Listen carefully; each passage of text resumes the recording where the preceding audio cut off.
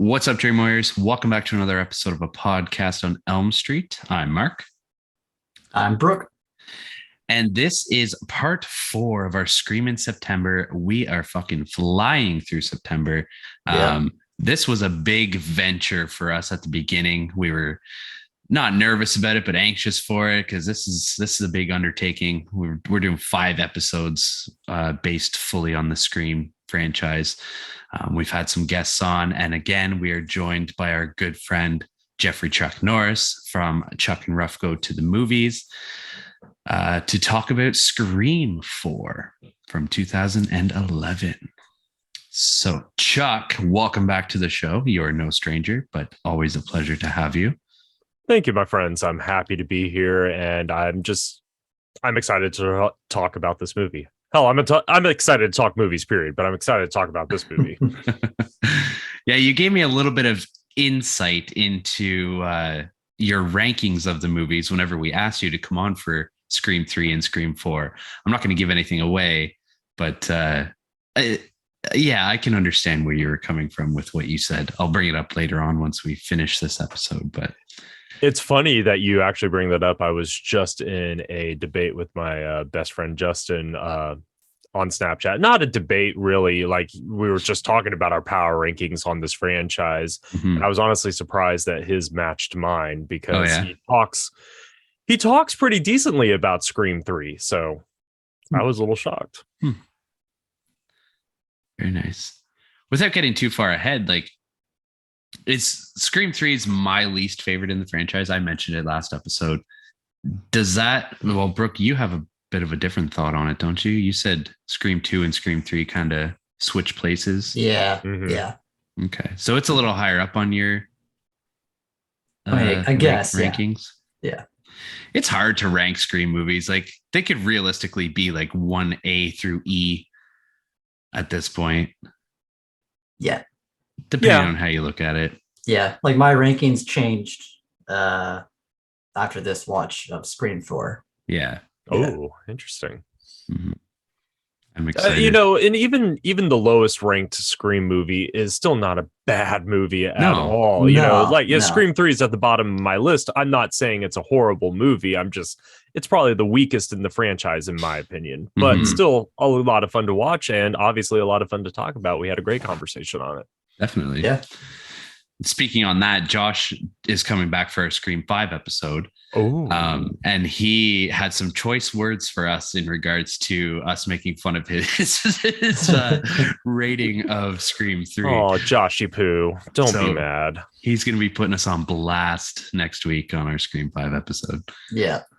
Oh, I can't wait to hear this. I know, it's going to be fun. But before we start talking about this movie, what have you guys been watching this past week since we last spoke? Brooke, you want to go ahead? Sure.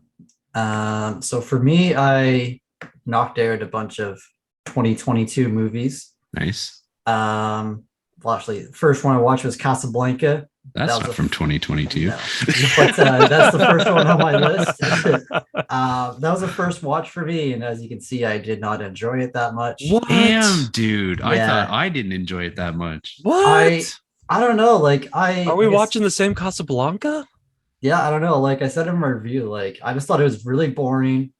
And like, I'm not a hater of black and white movies. I like black and white movies, but I don't know. It just didn't grab me. I didn't understand the whole hype for it, but it was a slow movie. Yeah, and it's very long too. I'm sad. Yeah. Sorry, Chuck. It's okay. Watched Silence of the Lambs. Great, awesome. Film.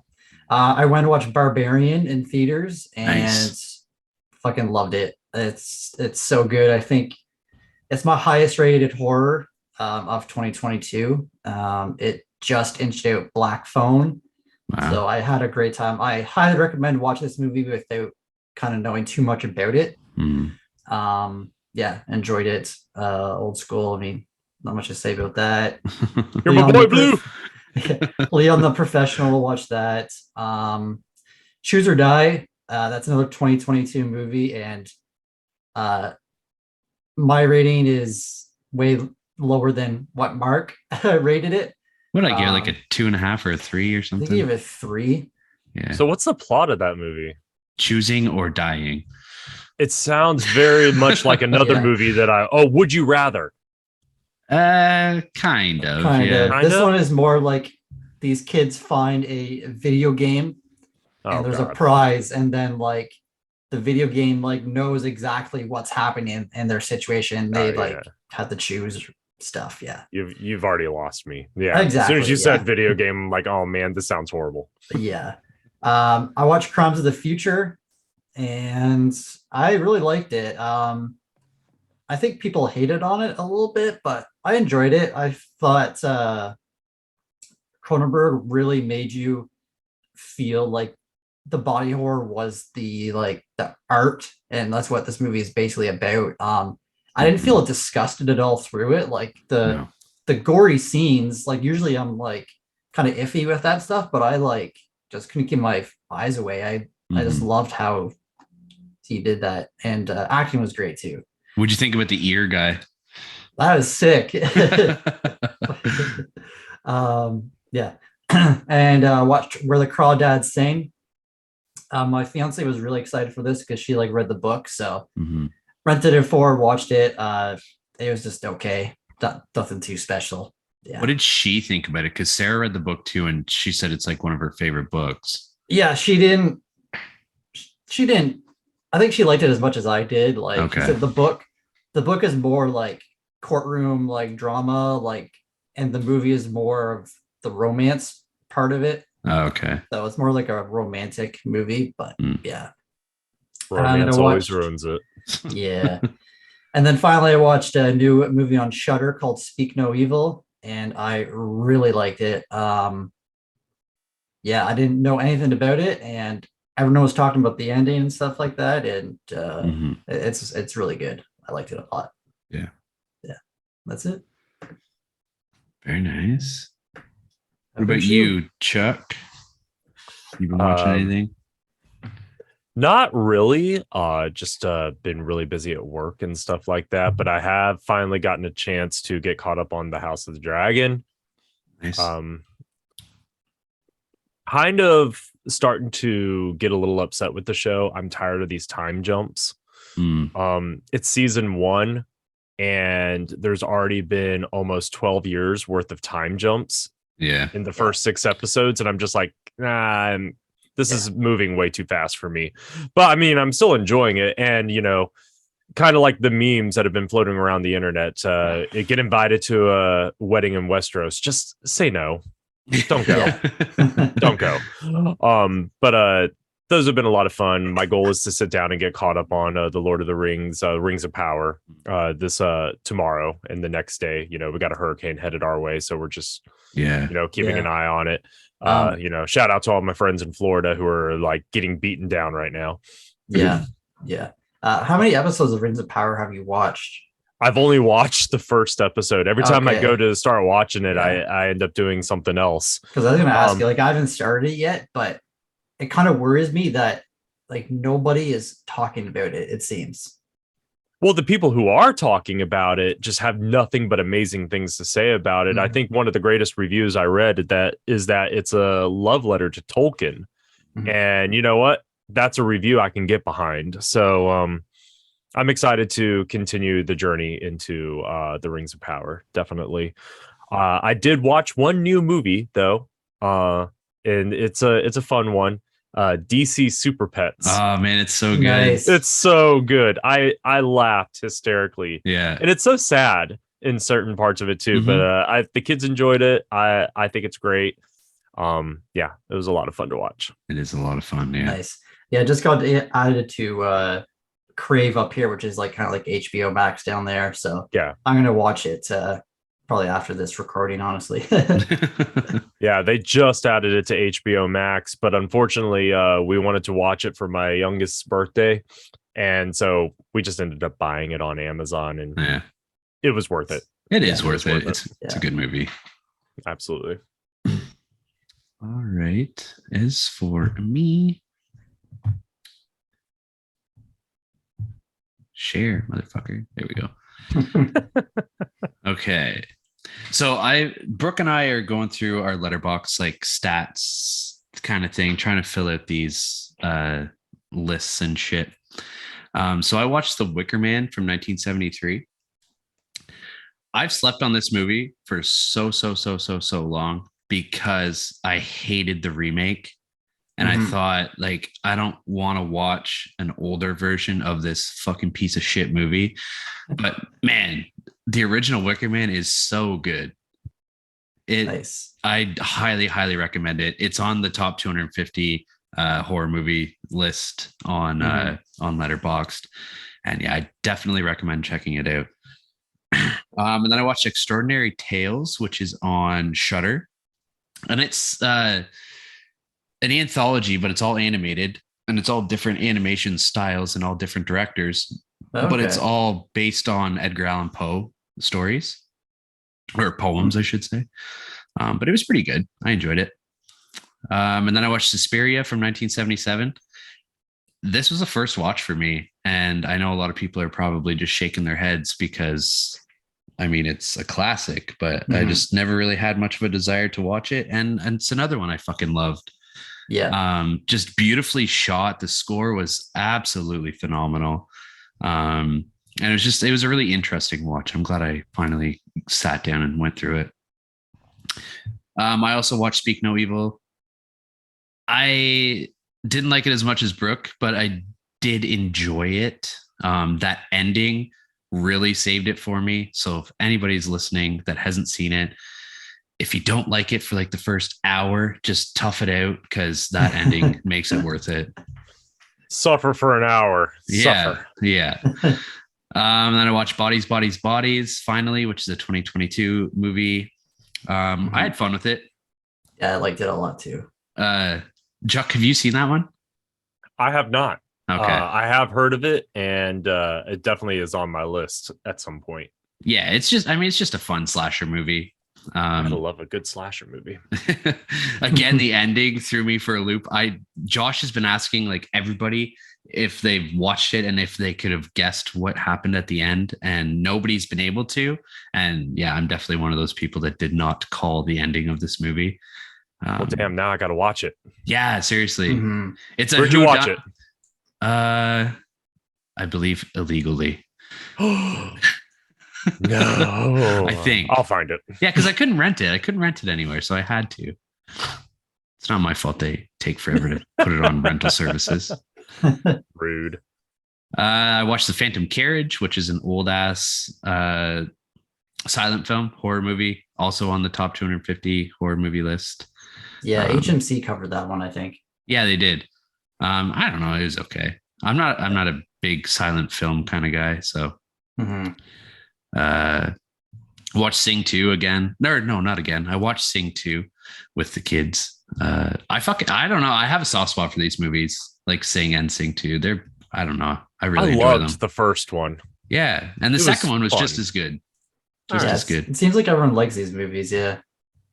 They're feel good movies. Yeah, it's like Pitch Perfect, but animated. Yes. Yeah, Pitch Perfect for kids. Yeah, exactly. And then lastly, I watched The Good, the Bad, and the Ugly. Obviously, Clint Eastwood's big Classic. piece de resistance. Yeah. Fucking love it. It is a super long movie, but it is so enjoyable. Yeah. Yeah. I want to go through the trilogy, if you want to call it that. Because there's Fistful of Dollars and what's the other one? Fuck. I don't know. I cannot think of it right off the top of my head. Damn. Fistful of Dollars and I can't remember. But yeah, that's it. That's all I've watched. I really need to get caught up on House of the Dragon and Rings of Power and Andor. Like I need to start watching that. There's too many good shows. I haven't started watching that either. Yeah, I agree. There's way too many good shows on. Can we take a quick minute and talk about this reveal that Ryan Reynolds threw out yesterday? Yeah. Did you see the follow-up video too? No, I didn't. Oh my God, it's fucking hilarious. Him and Jackman are sitting on the couch and like, okay, play got a lot of questions. I have a lot of questions. Like Jackman, he's like, how is Logan alive? It's like, well, apparently Logan takes place in 2029. This is before that. And then they're like, this is what happens in this movie. And they start like talking, and then it plays like the Jitterbug song. Okay. Like over the voices, and they're like talking and like stabbing each other. And yeah. I'm excited for it. I'm so pumped. I'm just disappointed or depressed that we have to wait so long for it to come out. Yeah. Chuck, you're quiet. Are you? I have a hot take on this. Oh shit! Here we go. Yeah. Don't get me wrong. I'm excited. I'm always excited for anything involving Deadpool. However, I'm disappointed that Hugh Jackman is coming out of retirement of playing the character Wolverine. Okay. I love Hugh Jackman as Wolverine. Do not get me wrong. I absolutely love him. However, they've had 2 movies to make this happen. And he is retired, and it's time for the MCU to move on from these characters. Yeah. Even though, granted, Hugh Jackman's X-Men has not been a part of the MCU. Technically, the X-Men haven't been introduced yet, but I'm sorry, or not officially introduced yet. So I'm just a little disappointed that they're doing this. This is going to be Deadpool's first solo movie as a part of the MCU, and they're bringing Hugh Jackman back as Logan Wolverine.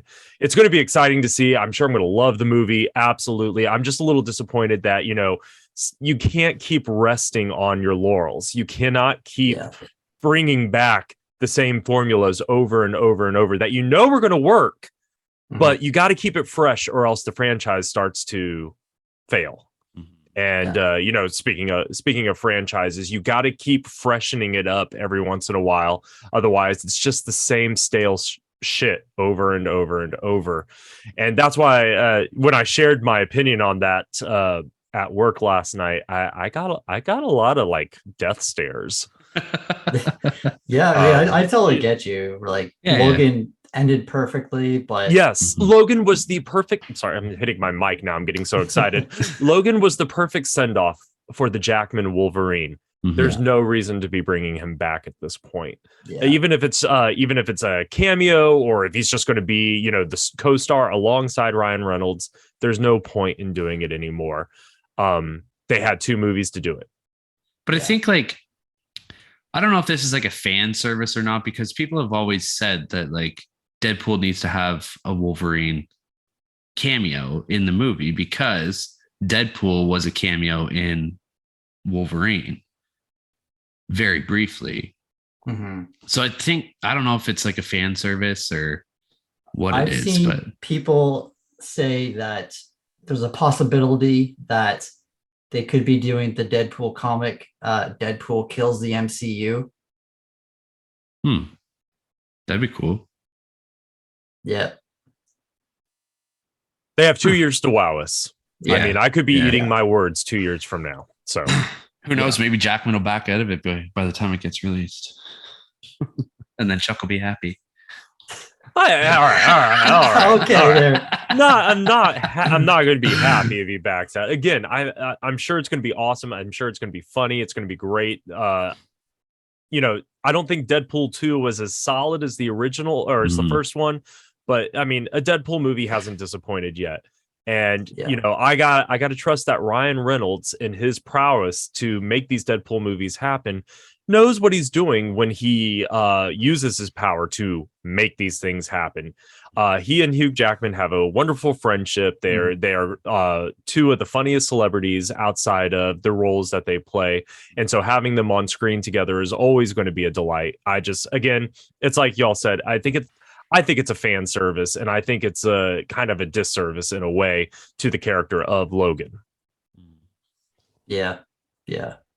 I trust both of them, because like they're so close together, and they've just been talking about it forever. And like Ryan Reynolds is like a marketing genius. Like that first video had like 25 million views in less than 24 hours. Yeah.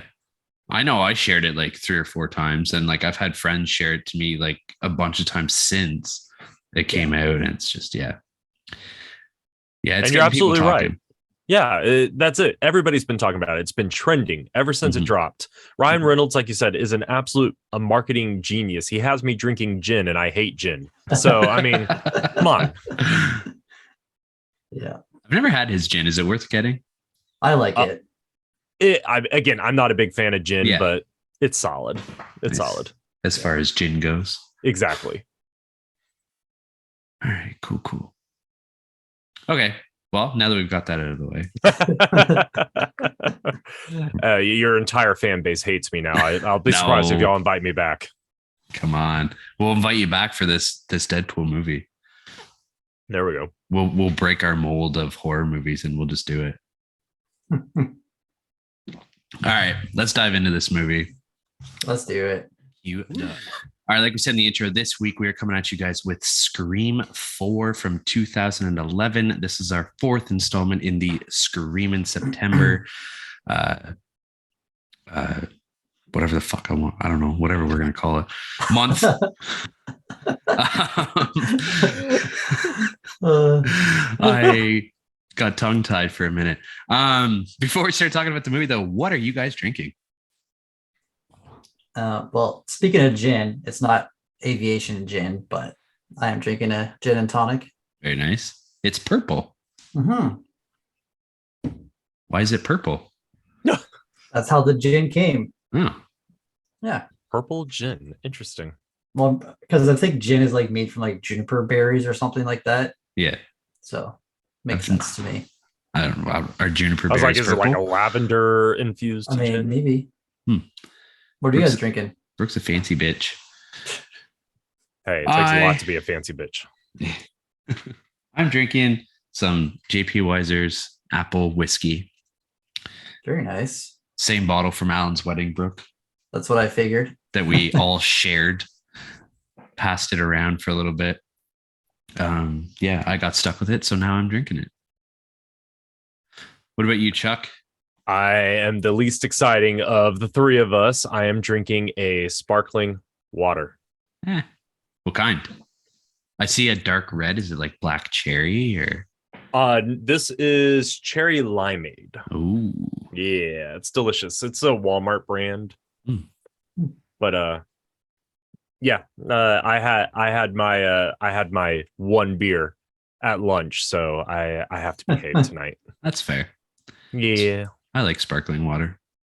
So do I. It's actually replaced soda. I haven't had a soda in over a month. So yeah, I'm the same way. Nice. All right. Let's talk about this movie. Starting off, as always, with the synopsis. 10 years have passed, and Sydney Prescott, who has put herself back together thanks in part to her writing, is visited by the Ghostface killer. Again, a misleading synopsis. She's not visited by the Ghostface killer. She goes there.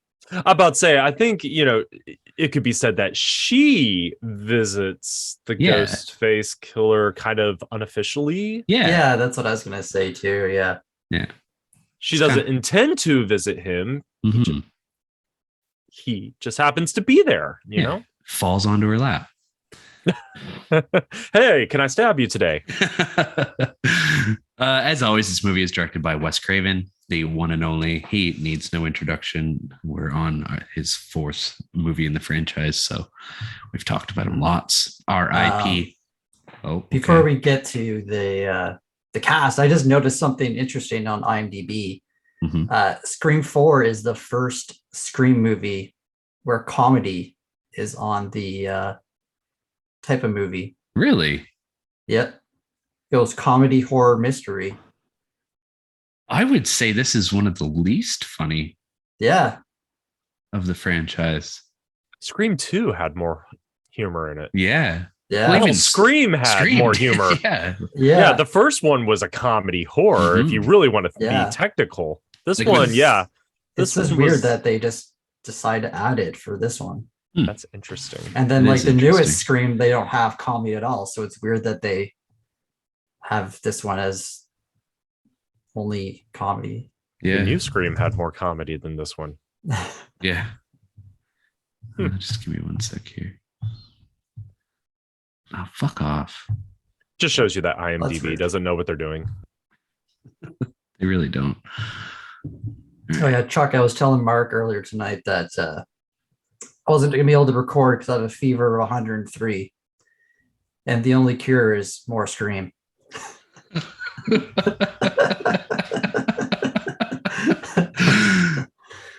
I'm glad I didn't try to interrupt you because I was about to pull out the cowbell. Damn. Okay. I obviously I saw the first message first, and it was like, I'm not going to be able to record tonight. I have a fever of 103, and I was like, oh, go to damn, the hospital. I was like, what the fuck are we going to do? I didn't even think that. I was like, what are we going to do? Like, we have Chuck all lined up, and like, this is the only day that we can record this week. And then I saw the second one. I'm like, you son of a bitch. That's funny. I was like, you have to use that line. All right. Moving on to the cast list. As always, we have our main three. We have David Arquette, Nev Campbell, and Courtney Cox playing their respective roles. Mm-hmm. And we get a whole other slew of celebrities. This one is probably the most jam-packed with celebrities and honorable mentions. Dude, I was typing out like the names of characters. Like it was honestly like 5 pages long. Like it's insane. Shit. It's insane. And honestly, if I can say, compared to the last one we just talked about, Scream 3, which also had a very decent cast of celebrity guests in it, this one was a lot.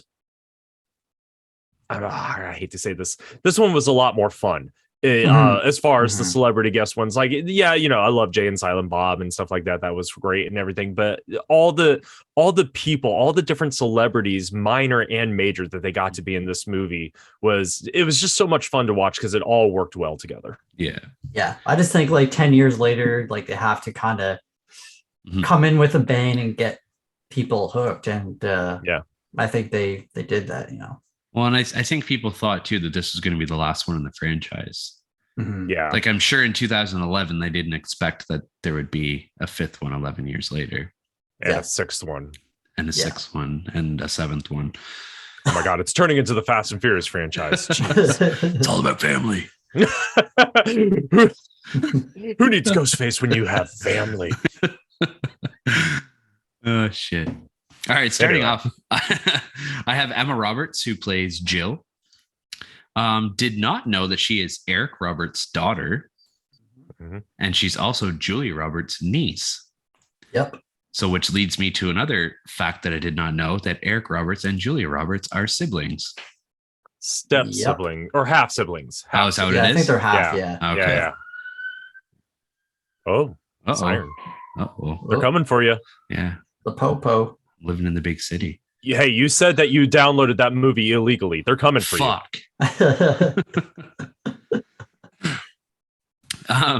But yeah, Emma Roberts, she's obviously known for We're the Millers, Nerve, American Horror Story, The Blackcoat's Daughter, Scream Queens, and she was in Blow with Johnny Depp. She was his daughter. Interesting. Young, I've seen that movie in years. Now I want to watch that again. Yeah, young Christina Young is who she played. Young Christina Young. Real quick. So, did y'all ever watch Scream Queens? No. Okay. The second season was pointless. I'm sorry, it was awful. But the first season, I actually enjoyed the first season. I thought it was a lot of fun. You had Jamie Lee Curtis, you have Emma Roberts, you have Billy Lord, and I can't think of the name of the other girl that was in it. She was in Zombieland, not Emma Stone, but the other one. Fucking Chloe Grace Moretz? No, but I see where you're going with that. Starts with an A. She was in Abigail Breslin. Thank you.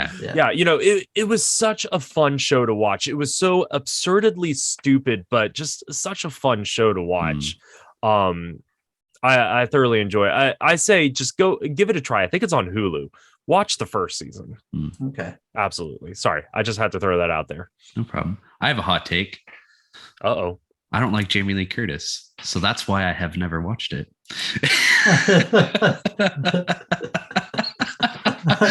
He actually got up.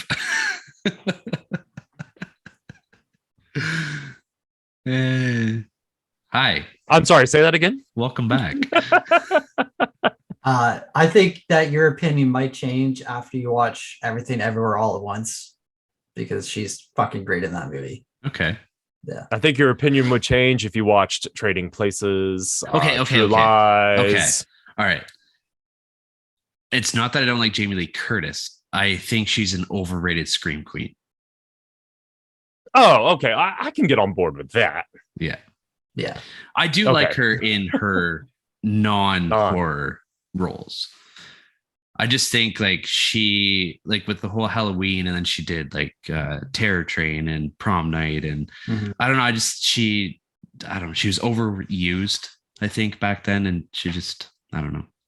She fell victim of typecasting, and it definitely took her a little while to break free of that. But then she went right back into it, so that's her own damn fault. But I just like, even in Halloween, I don't like her that much.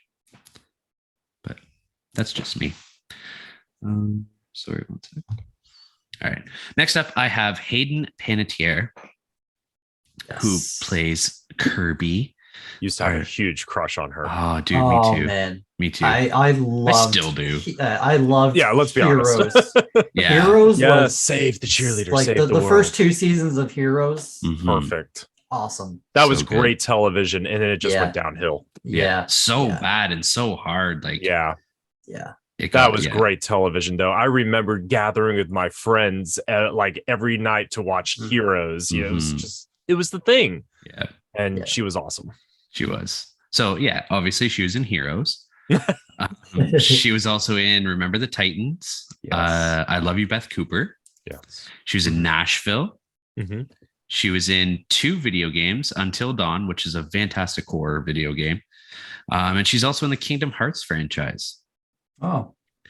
And she voiced Dot in A Bug's Life. No. Oh, yeah, I did know that. Yeah. Oh, man. Yeah. But yeah, I had a huge crush on her. I mean, I still do. I like watching this movie. I was like, damn.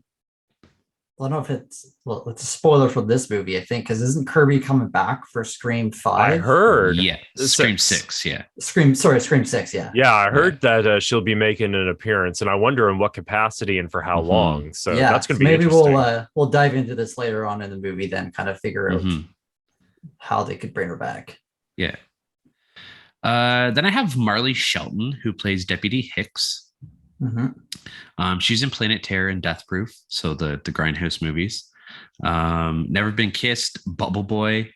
She makes a comeback in Scream 5, and then she was in A Perfect Getaway and Sin City. Let's not forget The Sandlot, guys. She was Wendy Peppercorn. Fuck, you're right. Oh yeah. We talked about this on The Sandlot. We did. Dude, I remember sitting in the theater staring at this girl, and I'm just like, I know her. I know her. And it still took me a few years later to finally realize I was watching Sandlot one day, and I'm just staring at Wendy Peppercorn, and she gave that look to Squints, and I'm just like, she's in Scream. It took me forever to make that connection. Yeah. Wow. I'm glad you brought that up, because I forgot about that. I was waiting. I was like, he's saving it for the end. He's not going to say it. Okay. Shit. And lastly, I have Rory Culkin, who plays Charlie. He's Macaulay Culkin's youngest brother. I think he's the youngest. Yeah.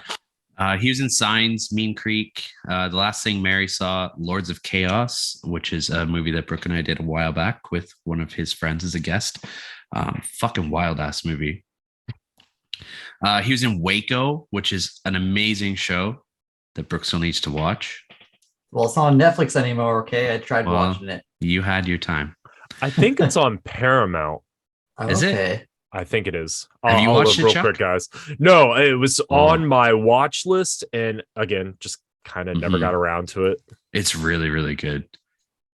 He was also in Intruders and The Zodiac. Was he the one in Scott Pilgrim, or was that the other one?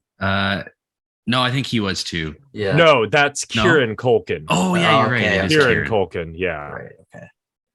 And is Rory? Is it? I think it's Kieran that's in Home Alone too, who plays Fuller. Yeah, he plays Fuller. He's also in the Father of the Bride movies as Steve Martin's son. And that Waco show is on Paramount Plus. Okay. Nice.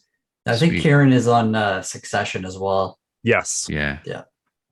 They all look alike. It's hard to keep track of them. Except for Macaulay. He just looks like a crackhead now, but the rest of them look alike.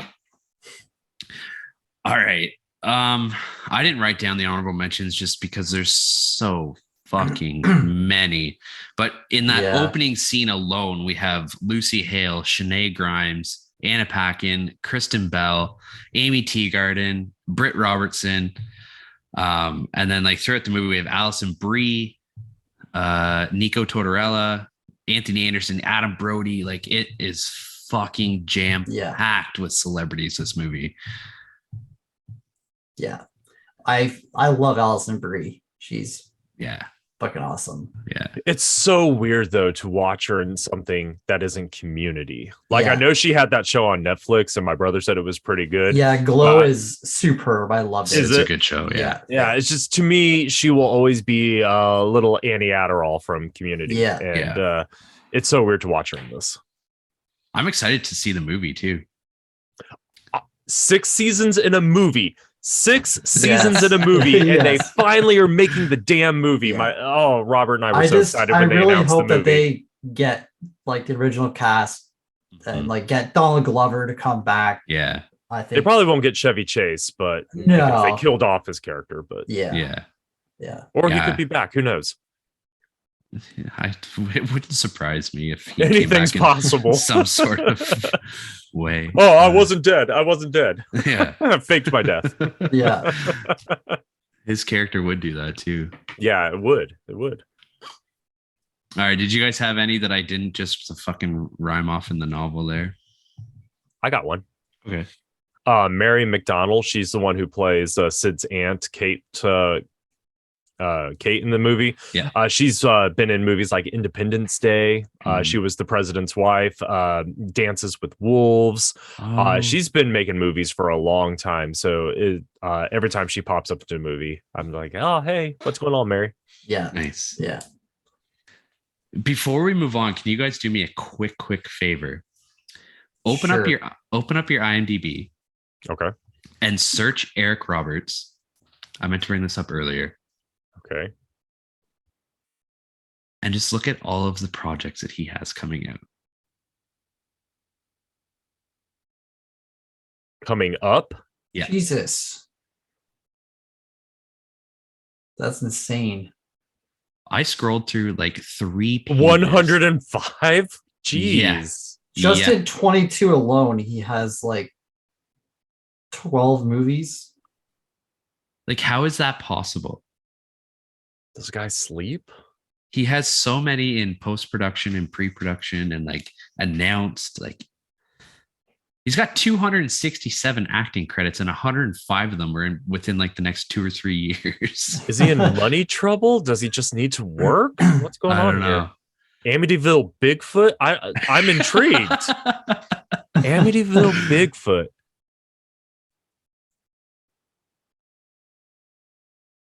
Crazy. Oh my God. I meant to bring that up earlier and I forgot. He's in a movie called From Dusk Till Dawn. Oh, fuck. So I'm sure a lot of it is just like low budget shit that probably took like 3 days to film, but still. MMA Cop 2. There's a first one? Yeah, apparently. Damn. Oh, this is a great title. Are you ready for this one? Yes. Natasha Mail Order Bride Escape to America, the movie. Is there a TV show? I don't know. Or a novel? There's a Mega Boa, which has a 2.7. Damn. Might be worth checking out. Wow, that's insane. Wow. Yeah. My Dinner with Eric Roberts. He's in a movie called My Dinner with Eric Roberts. Is that like Being John Malkovich? Yeah, I don't know. What a weird movie that was. It is a weird movie. All right, well, good for you, Eric Roberts. Yeah. Fucking show off. He's killing it. He's the next Samuel L. Jackson. Damn it. I was just trying to think of a Samuel L. Jackson joke. Damn it. All right. Let's dive into this movie. So I don't know about you guys, but this was, I think, the first Scream movie I watched in theaters. Yep. No. You think you mentioned Scream 3, right? Well, no. I never got a chance to see the original 3 in theaters during their first runs, but I did get a chance to see Scream in a revival showing. I think it was right after I graduated high school. So I did get, so that's technically the first Scream movie I've seen in theaters. Now, Scream 4 was the first theatrical run Scream movie I saw. So yes. And I got to see it in the Philippines too. So that was interesting. Oh shit. Nice. Oh, that's cool. Yeah. Was it English or was it? Okay. Yeah. The whole thing was in English. I will say, if you ever go to Hong Kong, though, don't go to the movies because everything is in Chinese, and so it's very distracting to hear the movie in Chinese. And they do put English subtitles at the bottom, but it's such a distracting experience.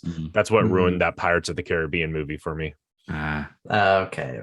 Yeah, that would be cool. But yeah, Philippines, everything was in English. It was such a fun experience watching this movie in theaters. Cool. Yeah. I don't know if it like affects like how I feel about this movie, but I don't know. Like, I think it does. Yeah. Quite honestly, because you get a completely different experience, obviously, watching any movie in theater versus watching it at home. I've always said, watching a movie in theater, even a bad movie, can have a great experience because you're watching it with other people. So you're not just feeding off of the movie, you're feeding off the reactions of those around you and things like that. One of the best movie going experiences I ever had in my life was going to see Star Wars Episode 7. Now, I may not be a fan of said movie, but that was one of the greatest experiences in a movie theater I've ever had. The energy was just phenomenal. And same thing can be said for a horror movie. So I think that could absolutely skew my belief as to why Scream 4 ranks number 2 in my power rankings of this franchise, is because it was the first technical theatrical run Scream movie I've seen in theaters. Yeah. Horror movies just hit differently in the movie theaters too. Yeah. Like, you just have the setting, the proper setting, right? Like, it's loud, the lights are turned down. I remember I went and watched Get Out by myself in theaters. It was like opening night, I think, and like I'll never forget that experience either. Maybe that's what I'm missing on the Jordan Peele horror movies, because I don't find his movies scary at all. But maybe if I saw it in a movie theater, I probably would have a different experience. Yeah. I agree with you, Chuck. Like, I think he's a great filmmaker, but I don't find his movies to be like absolutely terrifying, like some people have said. Me either. I still think they're good horror movies, but like Us, all I could see were the glaring plot holes in that movie. And they are glaring plot holes. Like, if I were Jordan Peele, I would not be proud of that movie. Just saying. But getting back to this movie, what do you guys think of this opening Screamception? It gets me every time, I swear. Like, and like the first time it happens, like tonight I was like, okay, it's just a movie. And then I do it again, and it's like, I like it, but I think I kind of have the same feelings as Mark. Like, it's just, I don't know, maybe a bit too much. If they did it once, it would be okay. But the double Inception, I was just like, you're just pushing it too far now. That's exactly what I wrote down. I was taking little notes of my thoughts during my last rewatch. And the very first thing I wrote down, the very misleading opening sequence was fun, but does get annoying after that second turn. Just like, all right, I get it. I get what you're trying to do here, but Can we get to the point? Then like the third set of characters come up and you think like, fuck, here's a third one now. Yeah, what are they going to do now? Where's the mislead, you know? Yeah. Although I'm going to say Anna Paquin and Kristen Bell, I could have watched a whole movie with just them. Yeah. Seriously. Yeah. Just Anna Paquin even. Anna Paquin, yeah. Anna Paquin starring Anna Paquin. She just sits there. Yep. I'm there. I'm good with that. Take my money. Yeah. And it kind of brought down the actual characters in the movie, like the starting two characters you see get killed off. Like, I did not care about them. They kind of set up that they were going to die by showing the other two movies them get killed, right? Yeah. And I found it ironic too that the last two that we see in that opening scene and the ones that actually die are the least celebrity status out of the 6 characters that we see at the beginning. Because like you would think, like you know how Scream is with their killing off the big character right at the beginning. Like Amy Teagarden had Friday Night Lights. Yeah. Britt Robertson, I forget what she was in. But then like at that point, or at that time in 2011, like you had Anna Paquin who was in True Blood. True Blood. Kristen Bell had a show back then too. I can't remember what it was called. Veronica Mars? Yes. Oh, that had that already ended. But I mean, she was still like still Veronica Mars memories. fame. Yeah. And then like Lucy Hale was in Pretty Little Liars, which I think was around in 2011. And Shanae Grimes is in something too. But like, I don't know. I don't know if ironic's the right word for it or just, I don't know. They were the 2 least celebrity status characters in that opening scene that they actually killed off. But I guess maybe that's part of the whole thing, right? Like, oh, we just killed Lucy Hale and Shanae Grimes. Oh, psych. Oh, we just killed Anna Paquin and Kristen Bell. Oh, psych. They're still never going to match the energy of the original Scream, though. Oh, absolutely. Getting rid of Drew Barrymore the way they did. But it definitely made you think that, especially when they got to Anna Paquin and Kristen Bell, you're just like, oh shit. Yeah. They're going to die. And they do die. But then it's not the death you're expecting or the type of death that you're expecting because it's just all a misdirection. And it's just like, well, shit. I guess what we can say is that Stab 6 and Stab 7 did it properly because they were the ones that died in those respective movies. That's true. So is the Stab franchise doing things more successfully than the Scream franchise at this point? Well, I mean, they hit 6 and 7 before Scream did. So, I mean, they're pumping out the sequels like crazy. But I guess they did have to do something kind of different from like the first 3 movies, right? They couldn't just, I guess, keep doing the same old shtick. Yeah. Like I said, like I didn't hate it. I just thought that like 2 versions of it was a little too much. Yeah. I love the little like flip phone that she had. What is that? A sidekick? I think is that what those were? Yeah. They were popular back then. Yeah. What do you think of the whole like app that they had that I think Jenny has? Very appropriate for the times. Yeah. I mean, like this is 2011. The apps are this is before apps really were like huge, took off and stuff like that. Now apps are just an everyday part of our part of our lives every day. I think it's very appropriate that, something as inappropriate as that was turned into an app. So, I mean, Scream 3 kind of gave us the groundwork for that, with the device that, you could record people's voices and stuff like that. Well, apps was just the next step in that technological evolution. And a very important part of the underlying groundwork for driving the story, which this story is completely driven by technology. So introducing that as an app, very appropriate. Yeah, I agree.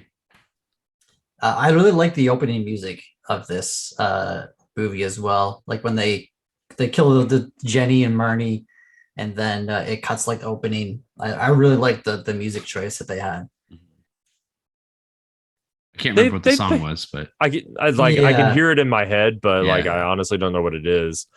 If I could just take a step back to that kill scene with Marnie, I'm sorry. Knowing who, like at this point, you obviously don't know who the killer/killers are, but now knowing who the killer/killers are, do you think they really could have thrown Marnie through that door with such force that it shattered the door and had her flying through the air like 10, 15 feet?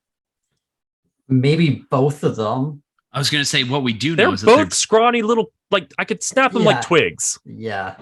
I don't know, man. But Marnie wasn't very big either. True. And like the one killer, without giving anything away. For those who haven't seen the movie yet. Fuck it. It came out in 2011. Yeah. Emma Roberts' character was tough as nails, man. Like she was badass. Yeah, I think ripping out her own hair. I mean, I think she could have mustered up the strength to do it. All right, that's fair. That's fair. Charlie couldn't, but Charlie couldn't. No. Charlie was a tool. Yeah. Whenever Marnie was like crawling away at that, and then like the garage door went down, like that was cool, but like I have issues. I don't. Yeah. Like did it like break her like spine so she couldn't move? I think that's what they were trying to imply. Yeah, and it's like 2011, like garage doors, you know, they like automatically like, you know, they have sensors. Up. Yeah, exactly. You have to like if someone's closing a garage door, you have to step over a sensor so it doesn't trip it. Yeah, like, she's laying there right across it. This thing would have just gone right back up, you know? Yeah, exactly. Whatever. Or like even if it doesn't have that laser sensor, it's gonna have a sensor where if it hits something before it fully goes down, it's probably gonna pop back up. Yeah. Yeah. That whole thing didn't make a whole lot of sense to me. I made a little note about it here. Did the set designers just get lazy? I didn't understand this whole thing. It's like, so she made it upstairs in her house, and then all of a sudden she's into this, like, I guess they're adding on to the house, but it's complete, like the second floor, first floor garage, completely unfinished and stuff like that. It really didn't make a whole lot of sense in my mind. Yet here they have this operational garage door that she can crawl out of. And I'm sorry, garage door, didn't y'all do this in Scream? Yeah. Yeah. But can't we just come up with something a little bit different? But fitting with the theme of the movie, they're remaking Scream. Mm-hmm. This is a remake, Chuck. Yeah. Well, I guess that's before we knew it was a remake, but still. That's fair. Yeah. Yeah. And I didn't like how they didn't connect like these characters to like the rest of the characters. Yeah. Because like they mentioned that like a stalker boy is calling them, and then like whenever one of them picks up, they're like, oh, is this like they name off like 3 different names, but it's like none of the other characters. So like what is the intention of Jill and Charlie to killing these two just because they might be friends with the others? Didn't she mention Trevor at one point? She may have. And I think that was the connection. Yeah, because you might be right. Yeah. Well, and later on too, spoiler alert, before Emma Roberts kills Trevor, she says, "I'm not a fucking girl that you want to cheat on," or something like that.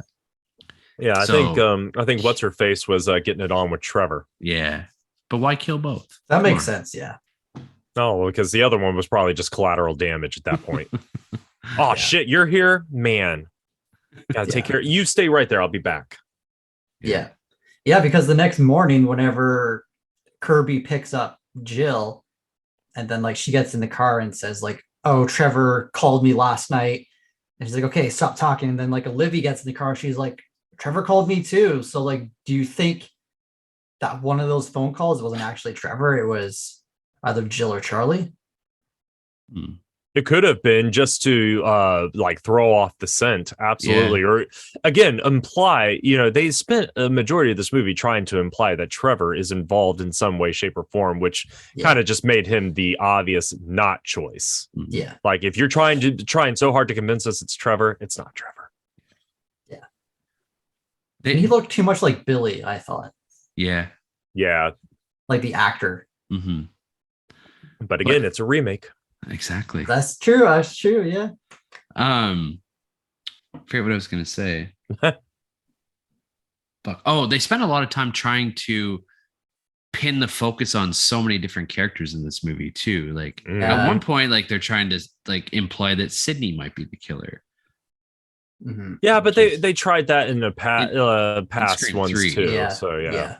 I felt like they really made the Judy character kind of like the new Dewey. Yeah. Like they really made her this like kind of creepy. She might be the killer. She's kind of goofy too, like how Dewey was in Scream. Mm-hmm.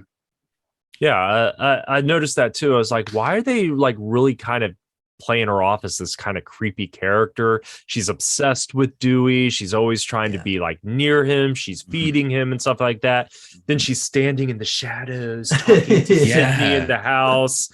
Like, what the hell is wrong with this woman? Squints, come get your wife. Can we just put our glasses up for Dewey's healing powers that we see in this movie? This guy went from being Flynn from Breaking Bad in Scream 3 to having a slight limp in Scream 3 to full out sprinting through a fucking forest like nothing's ever happened to him in Scream 4. This guy is a real life Wolverine. Stand aside, Hugh Jackman. He's sheriff now. Yeah. Yeah, like man, they'll let anybody hold a gun and call himself a cop. My God. Yeah. Go ahead. I was gonna say he went from being a deputy to a set or to a bodyguard to a set security guard to now a sheriff. Yeah, and I think Scream 5, Judy's the sheriff, right? Yes. Which it does make sense because she doesn't have that weird in between stuff, right? Mm-hmm. Yeah, that definitely made sense. Did you notice though also Dewey kind of gets shit on by not the other characters, but the writing in this movie? He gets all the dumbest, corniest lines. Mm-hmm. It's like whenever I do get to meet Kevin Williamson, that is actually one of my questions. Why do you hate Dewey so much? Yeah. Why did you give him all the worst dialogue in this movie? And like Gail, I think, has a complete opposite. Like I think she has some of the best lines in it. And I think she's one of my favorite parts of this movie. Absolutely. Gail and all of her plastic surgery that she got in between Scream 3 and Scream 4. So I'm glad you brought that up. Fuck. Because, so on the last episode, I mentioned that I truly believed that Courtney Cox's peak sexiness was Scream 2. Yeah. And this movie, I think this is Neve Campbell's peak. Yes. She is so gorgeous in this movie. Mm-hmm. Age has done her well. Yeah. However, there's the one scene with Courtney Cox right there at the beginning when Sydney's at the book signing. She shows up in that blue dress and everything like that. You saw the old Courtney Cox just for a moment. For a moment. And I'm just like, yes, that's the Courtney we fell in love with. Mm-hmm. And then, then it's back to plastic surgery. And then at least she got the bangs fixed. But like, I knew that Courtney Cox got plastic surgery done, but until like this rewatch, I didn't really notice it. And I was just like, God damn, like the difference between Scream 3 and Scream 4 is nuts. And then look at the difference between Scream 4 and Scream 5. Yeah. Yeah. Yeah. But I mean, that's 11 years. So I guess sticking with Neve Campbell didn't age a day. I'm just throwing that out there. Yeah. No. Sticking with these two, I want to ask you guys, whose side are you on in this movie, Gail or Dewey? Like, Dewey's like, the sheriff. He's doing his job, and then Gail, she's trying to write a fiction book or nonfiction. Anyway, she's trying. Fiction. I think she was trying her hand at fiction. Yeah, and she's struggling, and then she wants to go back to her old self, and she's kind of like getting in the way of Dewey doing his job, and Dewey's like, he's trying to separate like the personal life from it. So like, which side do you guys kind of side with, or if you even do. Dewey for me, 100%. I've always been on Dewey's side. Gale's character, or the Gale character, has kind of always drove me a little bit crazy, just because like reporters and like she's a legitimate reporter. She's not like a tabloid reporter or anything like that. Like she's actually trying to get the real story, but like even just being like a real life sports fan as we are, like the media is fucking brutal, man. And like they don't give a shit. They'll stick their noses into anything. They'll ask the dumbest fucking questions at the most inappropriate times. And that's the character of Gale Weathers throughout this entire franchise. And like you said, Dewey's just trying to do his job, and rightfully so. He's the sheriff of this town where there's murders happening, and Gale's just getting in the way, like she always does. Well, I'm going to take the opposite route here. I'm Team Gale on this one. She's an investigative journalist. Yes, she's very annoying. Most investigative journalists are, but that's how they get the story. That's how they get everything they need to paint whatever picture they're trying to paint. What may be perceived as getting in the way is her basically trying to remind Dewey there's 3 different experiences that they've all gone through together. So she is an expert in this area just as much as Dewey is. And it's not that I don't think she's really trying to interfere with his investigation. She wants to enhance it. She wants to help. Of course, she's doing it, for her own end and her own means as well. She obviously will turn it into a book, become a bestseller again, and blah, blah, blah, blah, blah, blah, blah. Yeah. But in the end, I honestly think her intentions aren't that dishonorable. She doesn't want to see murder again. She doesn't want to see people die and stuff like that. So I think she genuinely wants to help, but because of her pride and because of her personality, she comes off the wrong way. And it does kind of come off as interfering and stuff like that. And I think she feels threatened by Deputy Judy Hicks and her lemon bars, of course. Her lemon squares. Yeah, the lemon squares that apparently don't taste well, which that's a travesty. How do you screw up lemon squares, guys? That's good. One of the best desserts.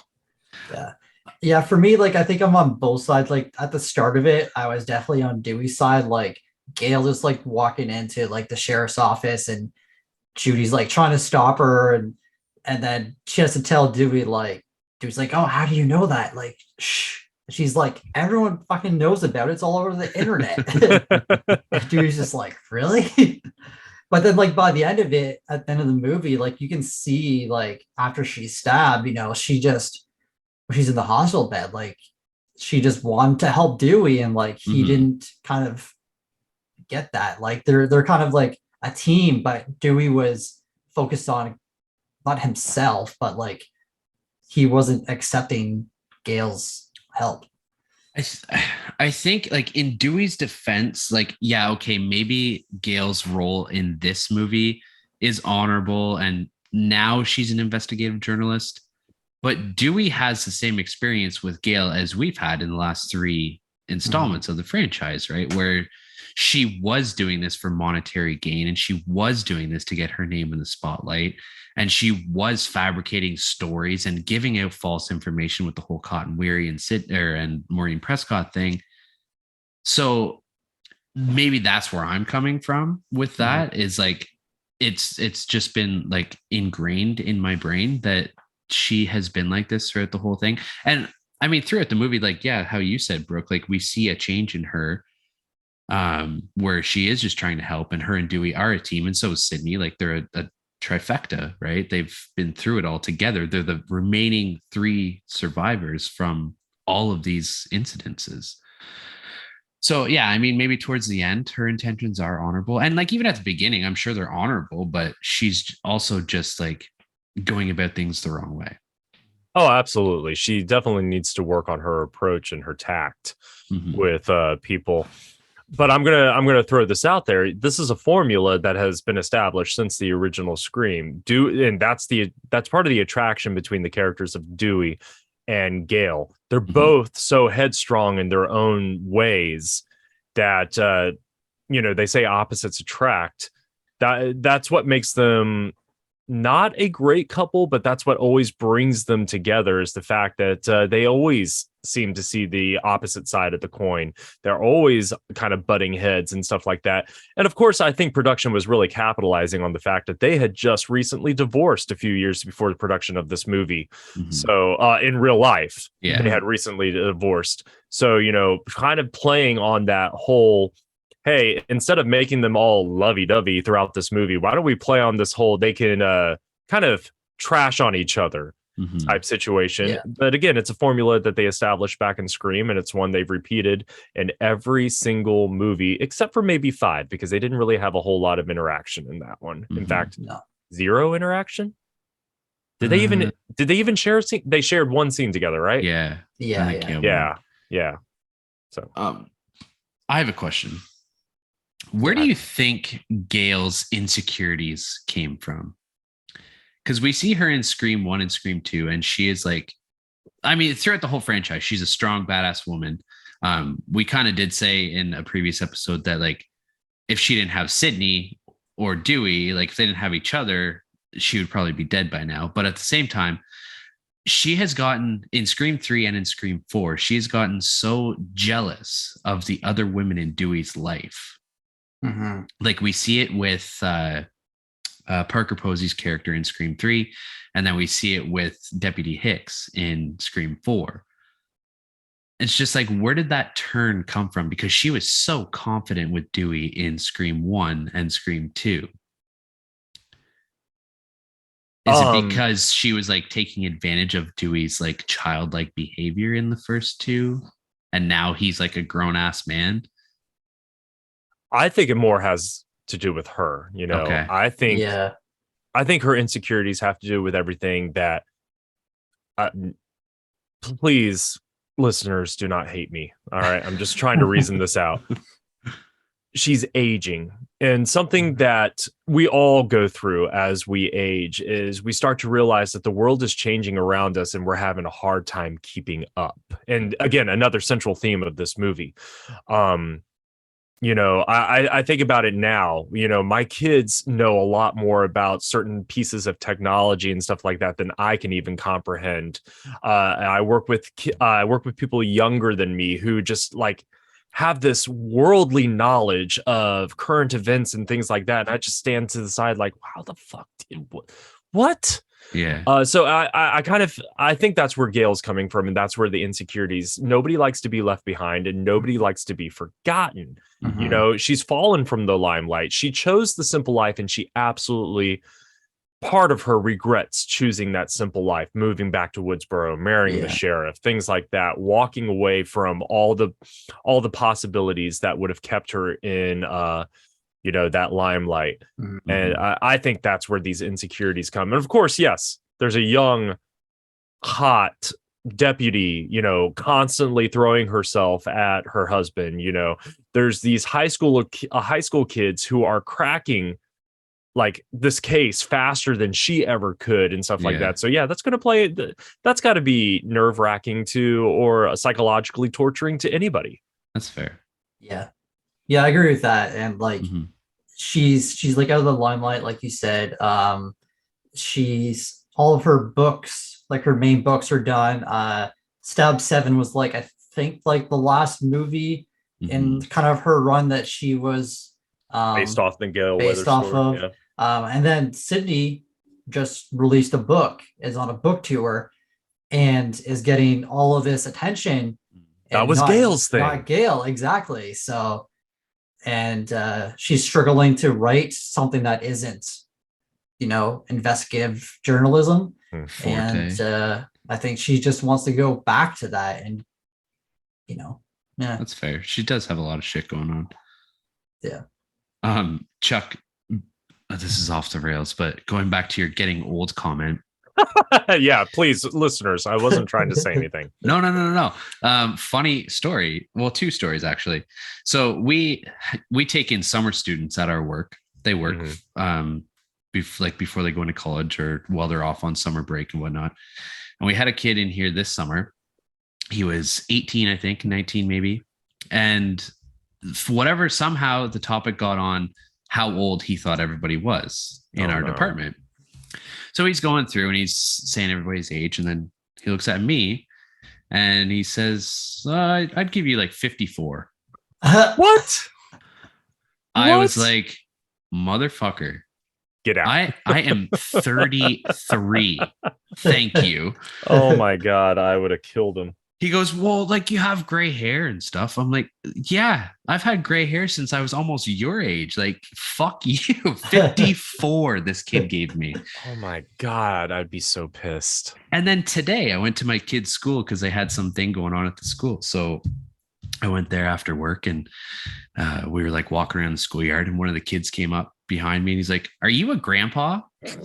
Oh, mother, like I'm gonna start dyeing my hair now. Oh, that's great. You know, wow. I feel for you. Damn, 54. Like, God, I do have a him. lot of gray, and I mean, like, yeah, I'm only 33. I have a lot of gray, but like, come on. I've had gray hairs growing on my head since I was like a teenager. So I'm just like, gray hair means nothing according to age. But I will say, you know, so these kids coming up are they are smart in so many ways and things that I will never be able to wrap my head around. But for God's sakes, I had this 26-year-old on my crew the other day, and I was talking about Jurassic Park, you know, talking about, you know, the original with Sam Neill and Laura Dern and Jeff Goldblum. And he looks at me and goes, who's Jeff Goldblum? And I'm just like, oh God, are you serious? And he goes, yeah, who's Jeff Goldblum? I was like, have you ever seen Jurassic Park? No, I've never seen it. Oh my God. So I'm trying to think of movies. I was like, have you seen Independence Day? No. Like, have you seen Thor Ragnarok? Oh yeah. It's like, he was in that. He wasn't Thor, was he? Get out. Oh my God. Get out. Like 26 is young, but it's not that young. You should know who Jeff Goldblum is. Yeah. You should have at least watched Jurassic My Park. My kids know who Jeff Goldblum is. You know, come on. You young whippersnappers. Yeah. Now to a better duo that I think is a lot better in this movie than Gale and Dewey. Our two buddy cops, Adam Brody and Anthony Anderson. They're so good together. I love these two together. Yeah. Great. Their humor is so complimentary. Yeah. Because Adam Brody has always had that sarcastic humor. He's a quiet comedian. He just tosses out like one-liners here and there. Like he might act goofy every once in a while. Like his character in Grind was kind of goofy at the same time as being that quiet comedic presence. But then you have Anthony Anderson, who is just loud comedy, just fucking punching you in the face with comedy. I like Anthony Anderson. I think it definitely was a good, refreshing duo in this. But I have such a hard time watching him and not thinking of Scary Movie 3. Anthony Anderson? Yeah. Oh, yeah. Oh, yes. Him and Kevin Hart were the best duo pairing. Yeah, that's a good scene. Yeah. Oh, man, I forgot about that. Yeah, I love Anderson and his little cameo he has in Harold and Kumar Go to White Castle. Yeah. Oh, yeah. Yeah. Oh, man, I forgot about that. Did you ever watch Kangaroo Jack? No. Not in a long time. It's a terrible movie, but it's him and Jerry O'Connell, isn't it? Yeah, Jerry O'Connell. Yeah. But yeah, I love in this scene that Kirby is kind of like, I don't know, she's like she's not the female Randy, but like she knows a lot about horror movies, and like she has her little collection. They're watching like Shaun of the Dead, which I love that they're watching that. Yeah, and, great movie reference.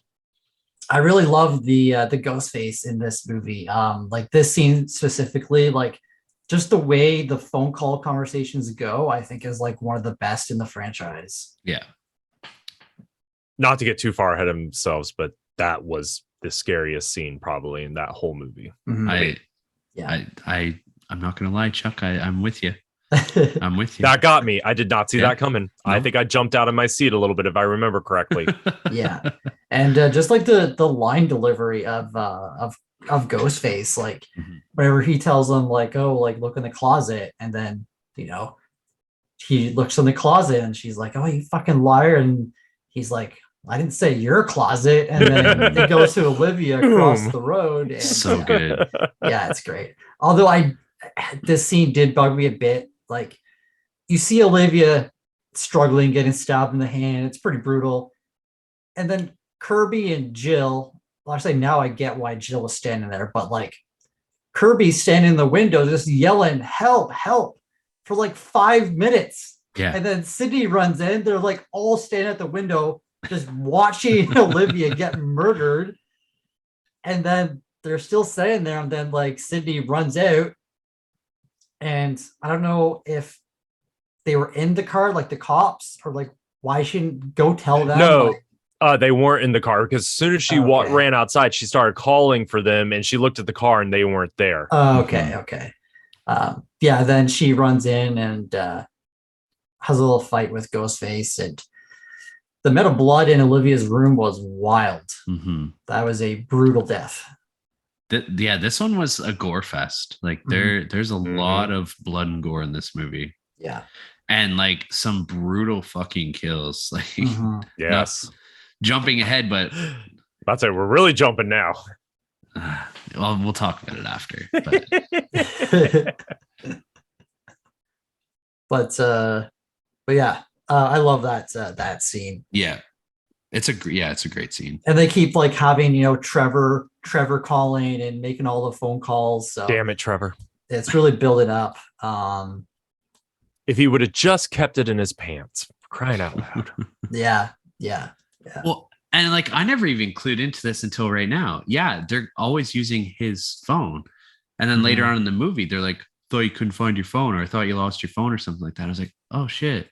Because he was always intended to be the setup. Yeah. And he says, like, I got a new phone. Yeah, exactly. Yeah. He was always intended to be the setup. It was always going to be Trevor. That's one thing I love about the Scream franchise, though, is that they had a formula in the first movie, and it was the boyfriend. And then throughout the entire franchise, they make you think at some point in the movie that it's going to be the boyfriend, but they never go back to that same formula. It's always somebody else. They could have went the easy route in so many movies. Except 4 and 5.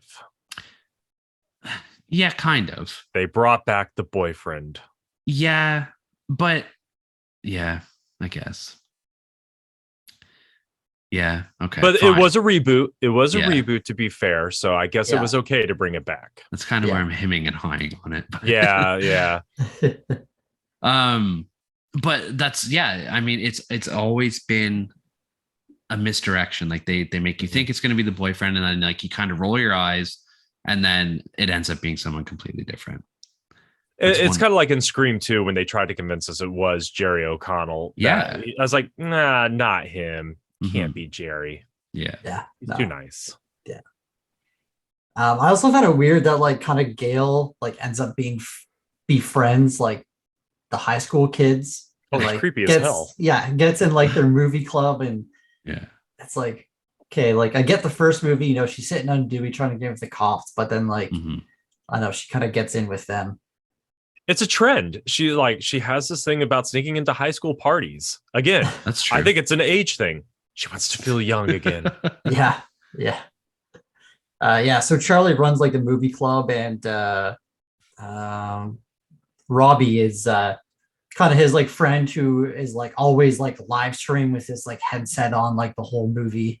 I want to punch this kid in the face. There are people that have a look on them that you just can't explain it. I'm not a violent person, but I would punch this kid in the face if I saw him in real life.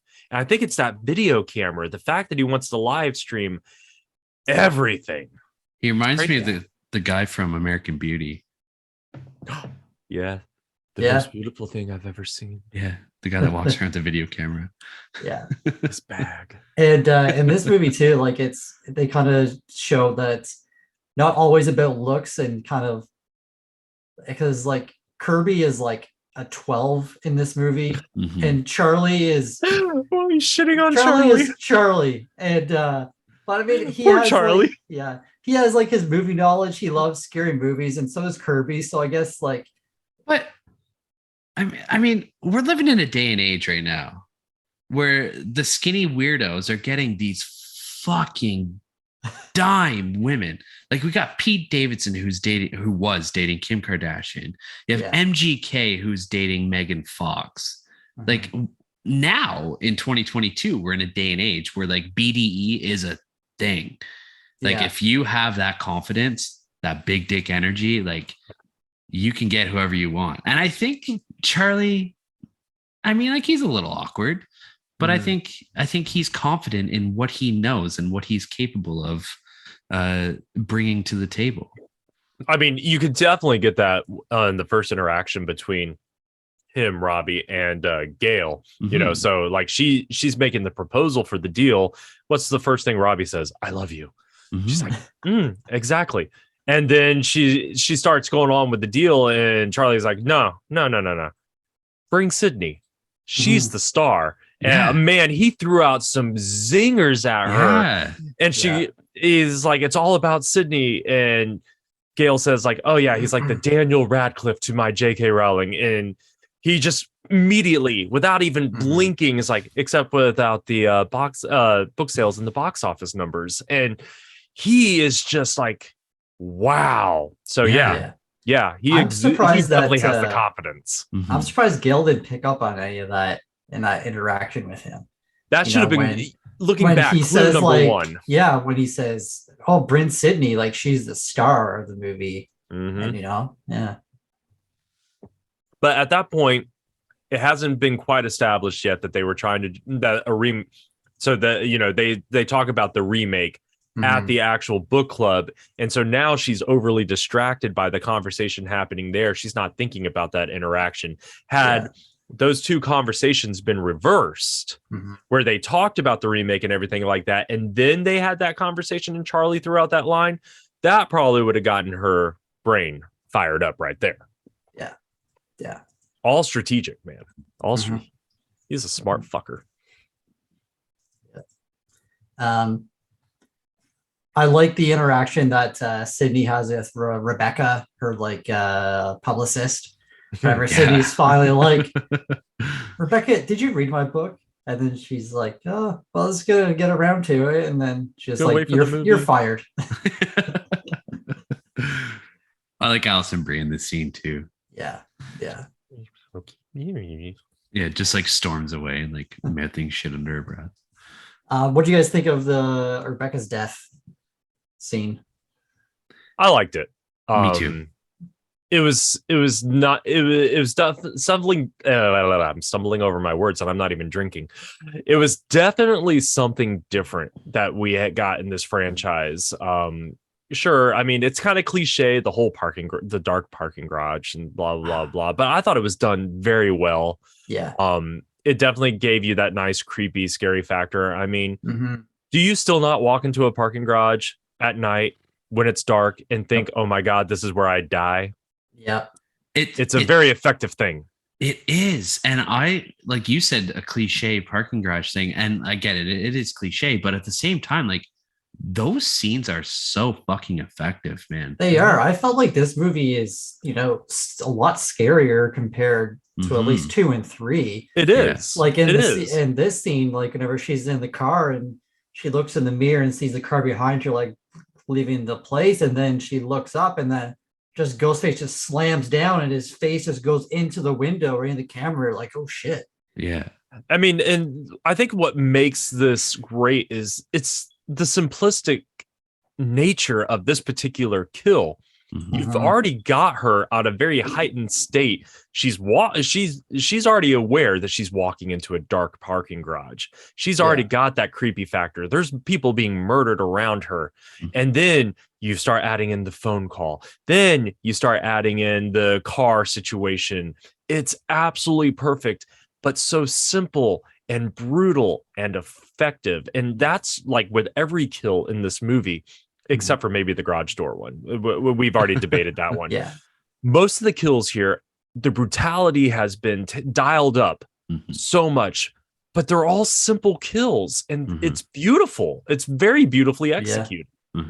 I think this kill makes sense too of why they would want to kill her, because Rebecca is the only person that we know of in the past, however long Sid has been writing this book for, who knows everything that Sid does, who she talks to, you know? Yeah. Although, and this thought just occurred to me, now that we know that Jill is one of the killers and she wants her 15 minutes of fame, I would have kept Rebecca in my damn back pocket. She's a publicist, for crying out loud. So when I survive this last round of Woodsboro killings and I'm ready to do my book tour, who am I going to call? Rebecca. Hey, Rebecca, I know you didn't do a great job with Sydney and she fired you, blah, blah, blah, blah. I'm willing to give you a chance. But like Rebecca might even be on board with like the whole killing of Sydney.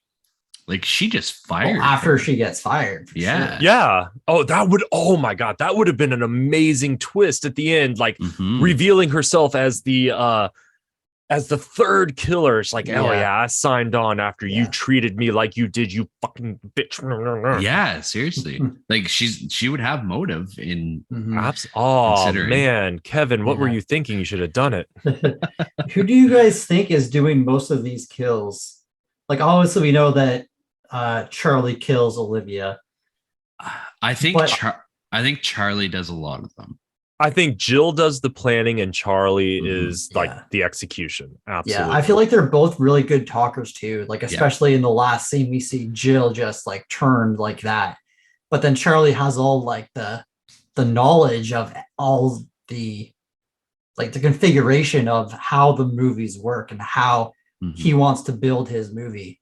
But it's a Billy and Stu situation all over again, right? Like Billy wanted to pin everything on Stu in the end, and Jill, I think she wanted to pin everything on Trevor, but at the same time, as a backup plan, I think she was keeping that in her back pocket of having Charlie doing most of the killing so she could pin everything on him.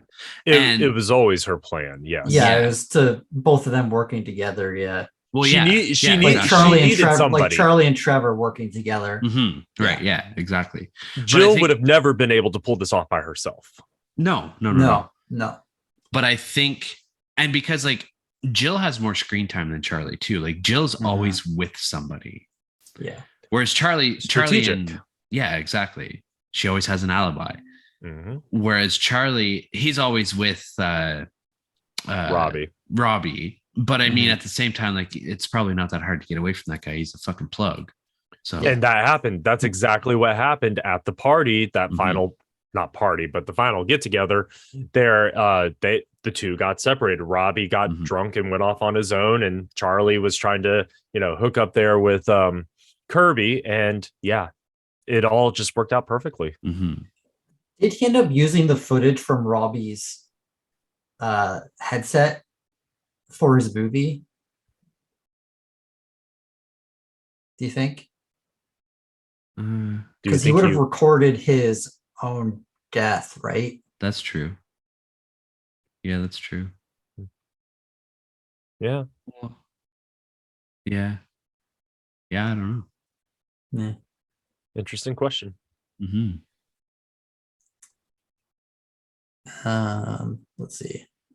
I love how whenever they're in the classroom, in the movie club classroom, and then I think it's Charlie or Robbie, they say like, oh, only one person survives and you have to be gay to survive. Yeah. It's almost like they're bringing in the elevated horror 10 years before it started. Yeah. Elevated horror. Yeah. And then one of my favorite scenes with Gail is at the Stabathon. Whenever Gail has the mask on and she climbs up the ladder, and she's just like, she's just like, yeah. So good. That'd be fun to go to as well. Yeah, absolutely. I think about it every time I watch the movie. I was like, man, this would have been awesome to do in high school. Yeah. Were people doing this? Was I never invited? My God. Funny thing. Was I the loser? Yeah. That would be sick though. Like I mean, watching 7 movies back In to one back to night. back, like that's a long ass time. Like, let's just I say would make it through. Can we like have like stab a 3 of them. weekend? Yeah, seriously. Yeah, a weekend. Yeah. Or even like a 2-day thing. Because they're also playing drinking games during it too, right? They have like every time someone says no, I think those the other ones. Yeah. Like you'd be hammered by the end of the first movie. Yeah. But it would be fun. Point. Like, yeah, it is the point. But like even with Scream, like once Scream 6 comes out, like that'd be fucking cool to do. Screamathon. Yeah. We're not friends with enough horror fans though. No. Like it's 2022, guys. We got to do it virtually. Yeah, it's true. There we go. Watch Discord watch party. There we go.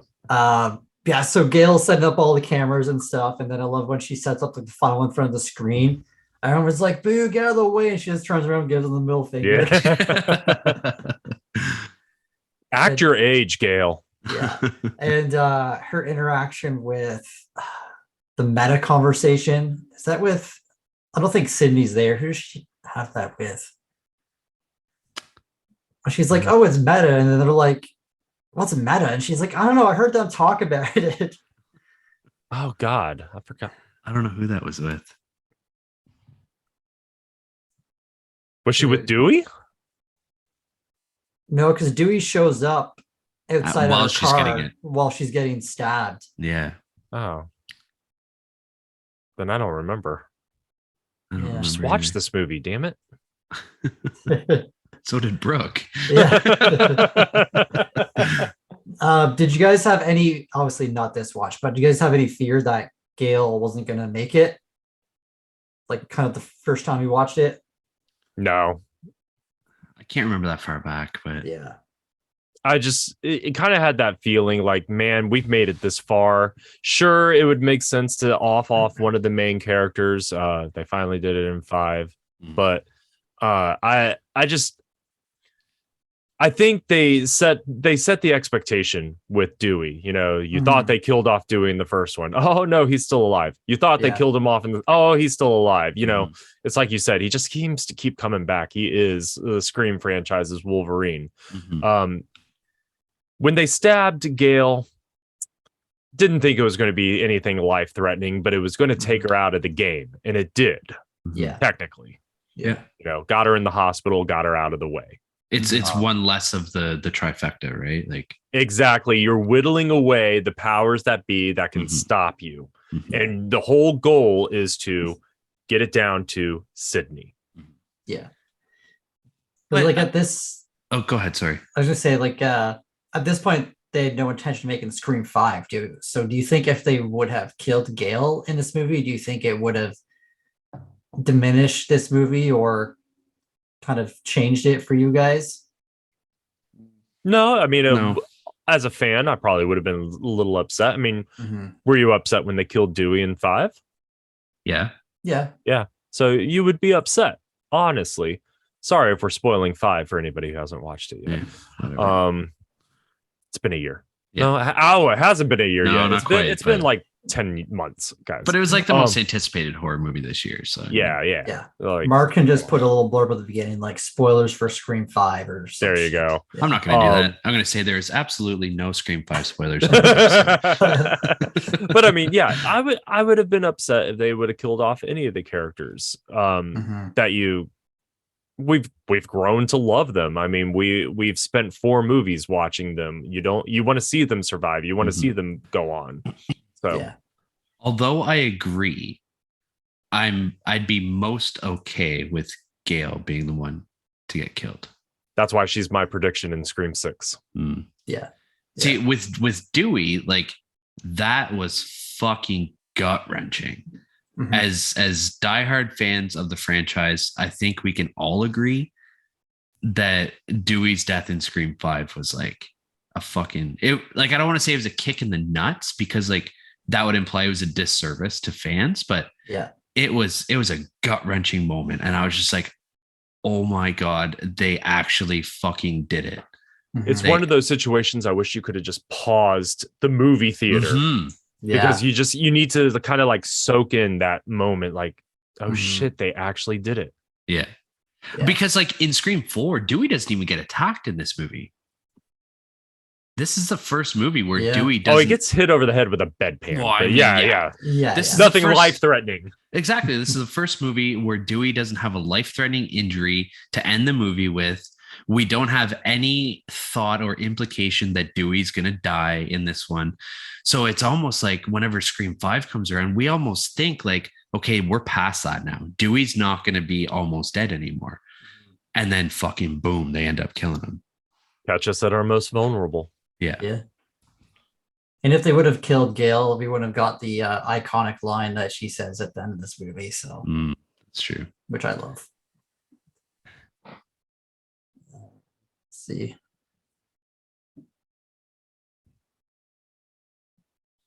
We'll get to the kill that we kind of hinted at earlier. And yeah, Anthony Anderson's death. Hands down, for me personally, the most brutal death we've seen in this franchise so far. I know Steve's was brutal because he got gutted, but we don't see it the way that we see it with Anthony Anderson's. Okay, you guys disagree. I see. But no. I see what you're saying here as far as getting to witness it and getting to see all the aftermath of it. Yeah, certainly, absolutely. By implication, I actually think Casey Becker's is the most brutal kill in the entire franchise. Yeah. That's fair. Okay, maybe it's the most brutal since Casey's then. Well, again, I'll say by implication because you don't actually get to see her die. You don't get to see her like entrails and everything being pulled out and her being strung up. You only get to see the aftermath of it. So by implication, yes, it is one of the most brutal death. So I can absolutely agree with you from the beginning of the death scene to the end of the death scene. This is possibly the most brutal one that we get to witness. Yeah. We see Anthony Anderson get a Bowie knife jammed directly into the middle of his forehead. Yeah. And then it gets pulled out and it's just gushing blood. Yeah.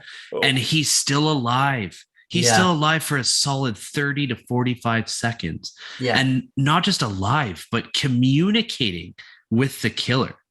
Yeah. Fuck Bruce Willis. Talking to the killer while trying to like hold the blood in his skull. And fuck Bruce Willis. But disgusting.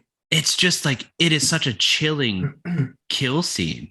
Yeah. And that kill scene is what puts this movie ahead for me personally of a lot of the other installments in terms of the brutality. Yeah. I also love the conversation between them two before they get killed. When they're Adam Brody's talking about cops in horror movies. And he keeps, saying everything that happens to cops and like, don't do this. And that's great. Yeah. Yeah. What do you guys think about that kill scene? Like I just gave my it's brutal. Definitely brutal. It's just a stab, but it's super original. Like most of the kills in this franchise, they either get stabbed in the stomach, like 90% of the kills stabbed in the stomach, stabbed in the back a couple times, like one or two throat slits, but nothing like this. No. This was again a simple kill that had such a brutal outcome. The brutality of this, I almost rated up there with a Quentin Tarantino film as far as brutality goes. Yeah. Yeah. And this feels like a scene. It probably needed about maybe 10 more gallons of blood, but this feels like a scene out of a Quentin Tarantino film. Yeah. Yeah, it was brutal. Yeah. Speaking of Quentin Tarantino, I saw a picture the other day on Instagram of Uma Thurman and Lucy Liu on set of Kill Bill whenever Lucy Liu had like the top of her head sliced off, like in the makeup department. I was like, fuck, that is so cool to see like behind the scenes. They just like they took a selfie together and she's got half of her head chopped off. I love that movie. Yeah. So one of the final scenes in the movie is kind of like the after party. They're like watching movies, and at this point, you know that someone in this group of friends is the killer. Because I forget how. I think there's like a Trevor shows up, and then they're talking about like, oh, Trevor just texted me or whatever, and Trevor's like, oh, I didn't have my phone or something. I forget how it goes, but like in this Jill's scene, like, you just text me, and she goes to get her Yeah. phone and blah blah blah. Yeah. So you know someone in this friend group is the killer or killers, but you don't really know yet if it's your first time watching. And Charlie's really making his moves on Kirby. You know, they're about to kiss, and then I Get think it, nerd, get it. Yeah. Robbie gets drunk, he gets stabbed a bunch. And I love the scene with they kind of recreate, like Mark said, or like one of you said, it's like a remake kind of Scream 1, and they're recreating that scene with Kirby and Charlie with, you know, Casey and Steve. And I love that scene. You know, Charlie's taped up outside in the chair, and he's playing trivia with Kirby, and you know, she knows most of the answers, and like one of the questions, like he gives her multiple choice, but the one answer isn't one of those answers, and it's like, you cheeky bastard. Yeah. It's like she just rattles off movie after movie after movie after movie. And I was just like, I was impressed. I was just like, damn, marry me? What? Come on. Yeah. I mean, yeah, it's impressive, but I mean, let him finish. Let him finish his question, because you know it's going to be one that's a trick question. Yeah. One that you wouldn't think of, because that's what happens in Scream, right? He tricks her with the Jason Voorhees question, Friday the 13th question. Oh my God. Who's the killer in Friday the 13th? Yeah. What do you think would have went differently if Kirby let Charlie in? She would have died. I don't think she'd be coming back in Scream 6. No. She'd be bye-bye. Yeah. I mean, that scene too, like that's I don't want to say it's a gut-wrenching scene, but it's a scene like you feel bad for her, because she obviously has feelings for this guy, and that is a very, very hard decision for her to make. And Sydney comes up behind her and she says, if you don't trust him, do not let him in. And it just sentenced him to die. And like that's what she thinks anyways.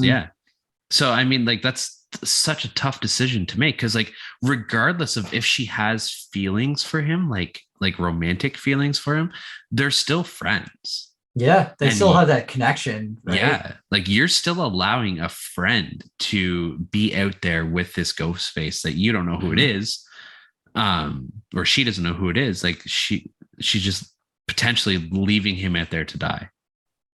I thought the scene was effective, you know, like the acting from both the actors was fantastic. You know, it would have been a fun twist at that very particular moment when Sydney came up and like, hey, if you can't trust him, don't let him in, or whatever the line said.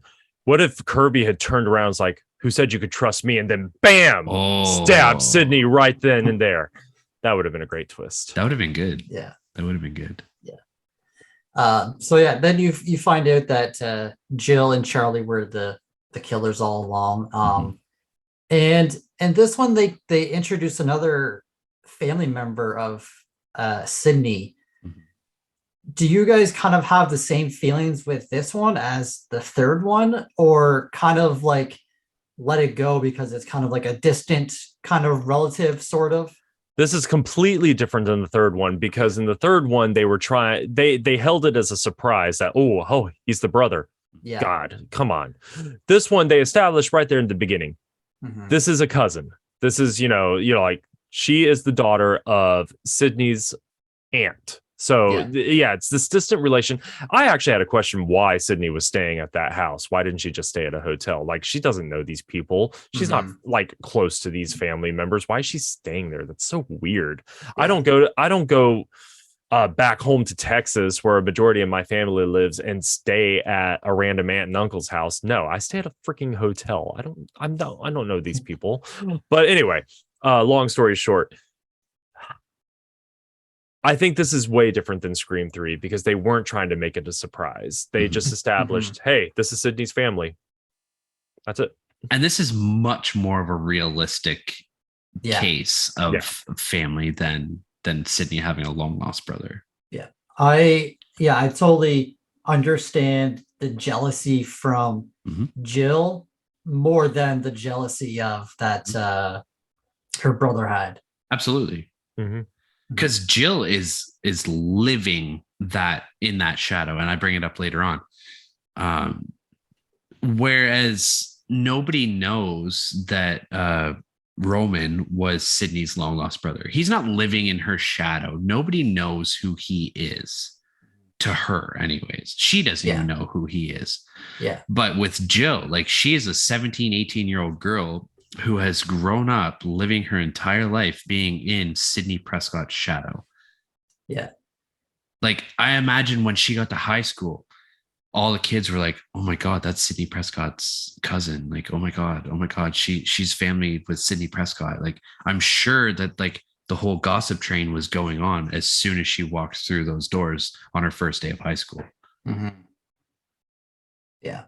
She never had her own identity. She was always Sidney Prescott's cousin. Yeah. And I can say that's an absolutely horrible feeling. Obviously, not obviously. I've never had a family member murdered, so I don't have to deal with that. That's good. But yeah, I grew up in a very small town in Texas. My brother and I both did. And everybody knew everybody. And of course, what was I known as? I was known as Robert's little brother. And I absolutely hated it. Every single time somebody would be like, oh, you're Robert's brother. Oh, you're Robert's little brother. Oh, you're Robert's little. Why can't you be more like Robert? It's like, shut up. All right. Yeah. I hated it. I absolutely hated it. No wonder I was in trouble all the time. I kind of understand where Jill is coming from on this one.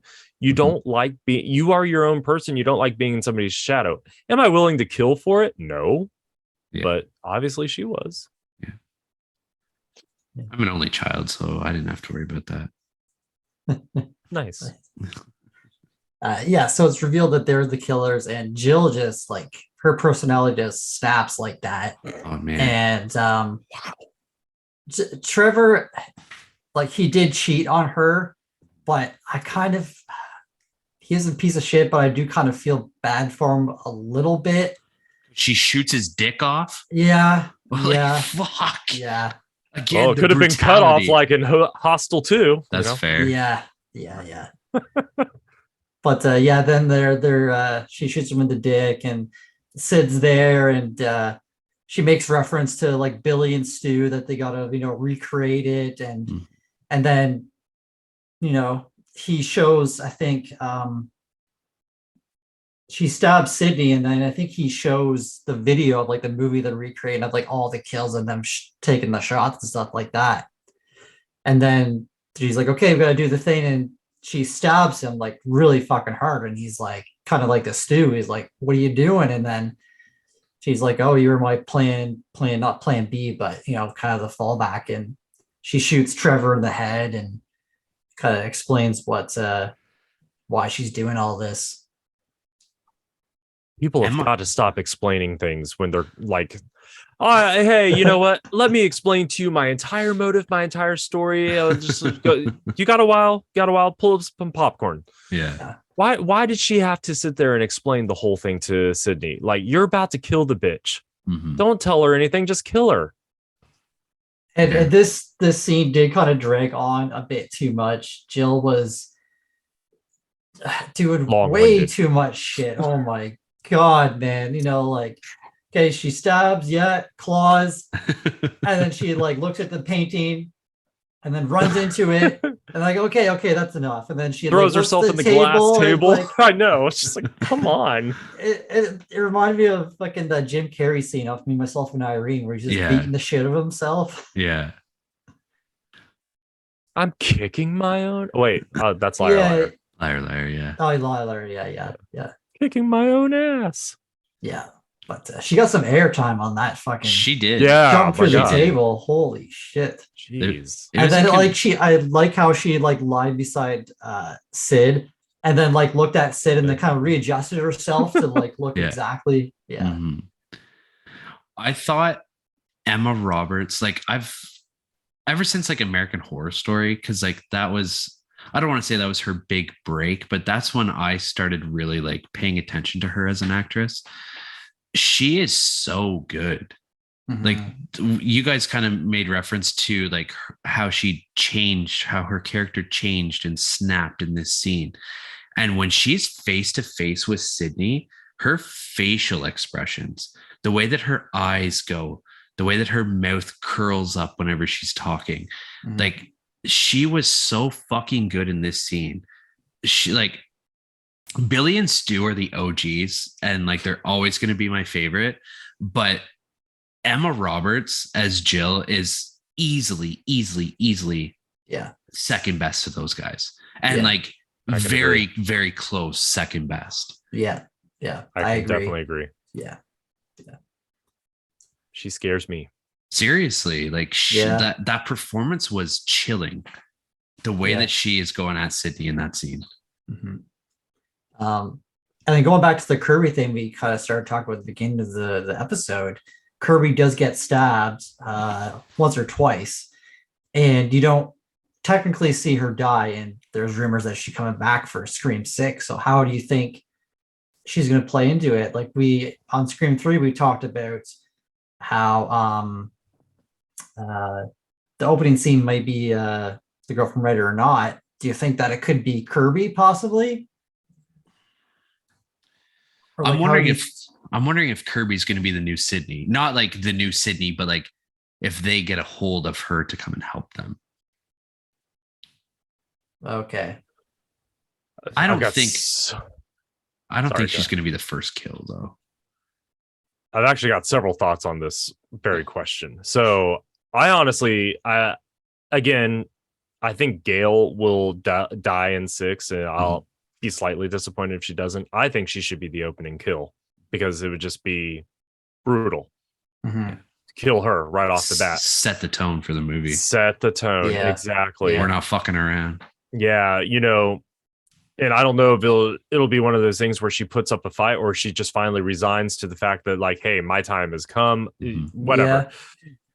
I think Kirby, I'm thinking a lot of Final Destination 2 at this particular moment when you've got, you got Claire who put herself into isolation so she could avoid the dangers of the world and not die. But then she kind of comes out of her isolation to help these people try to cheat the system, try to win the game of life and death. I think Hayden is going to be Kirby's character is going to be a lot like this. Yeah. In Scream 6, she's going to be just like, y'all want to survive this. Y'all need to she's going to be the Randy. Yeah. Y'all want to survive this. You need to listen to what I'm saying. Yeah.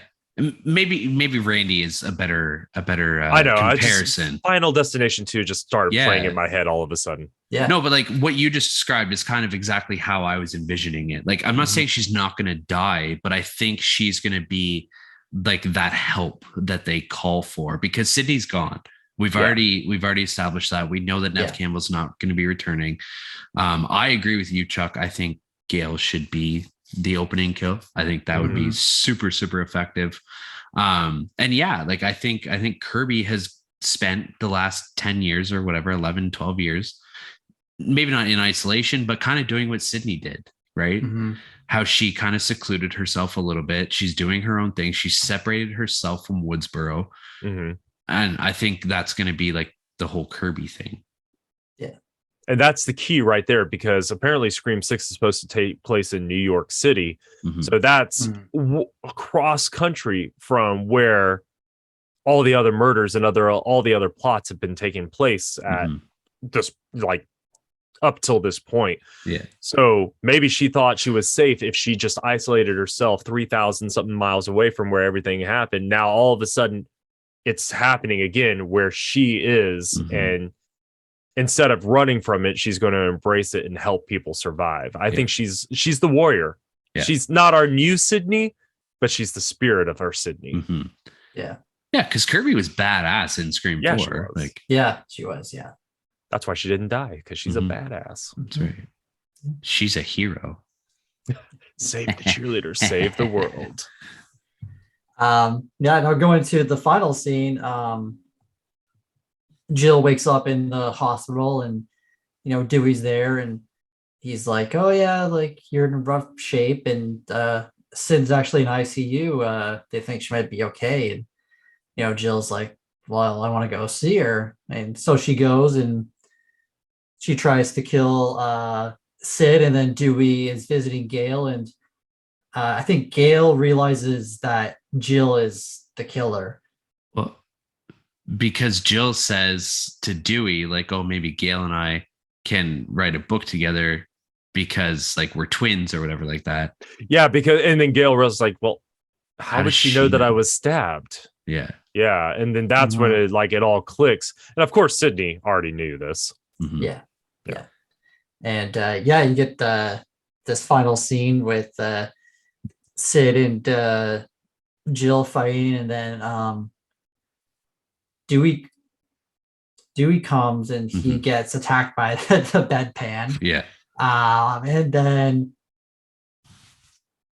Gale comes in last, I think, right? Or does she come in with Judy? I think she comes in with Judy. Yeah.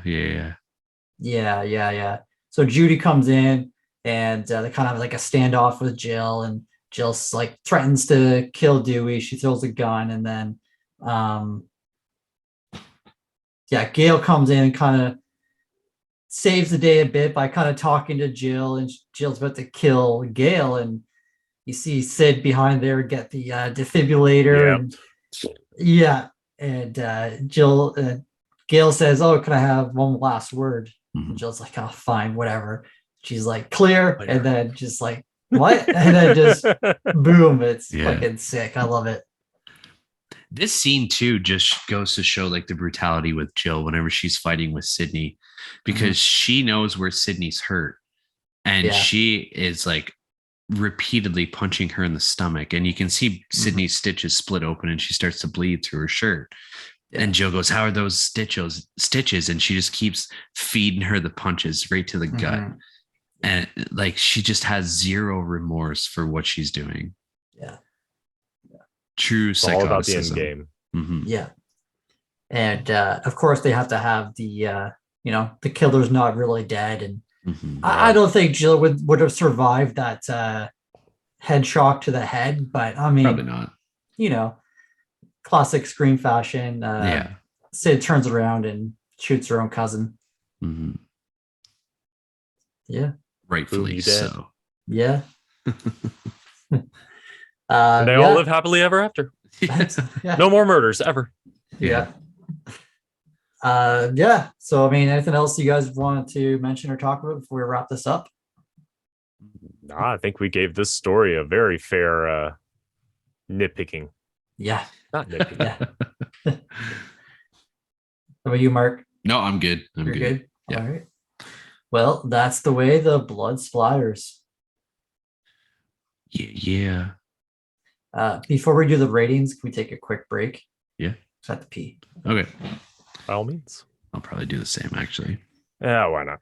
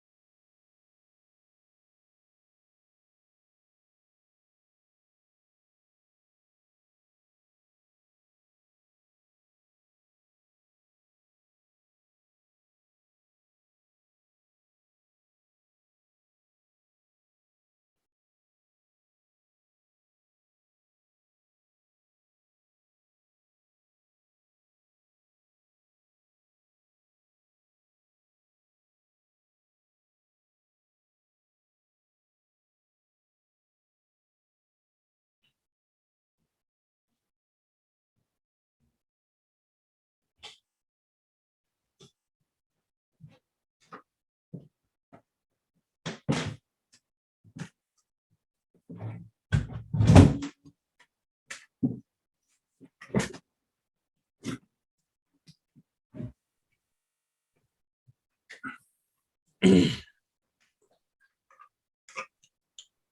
was a long discussion. It was a good one. Mm-hmm. We went on a few tangents. Just a couple. I'm all about the tangents, though. I know you are. It's amazing that my brother and I can ever actually talk about the movie that we sit down to talk about.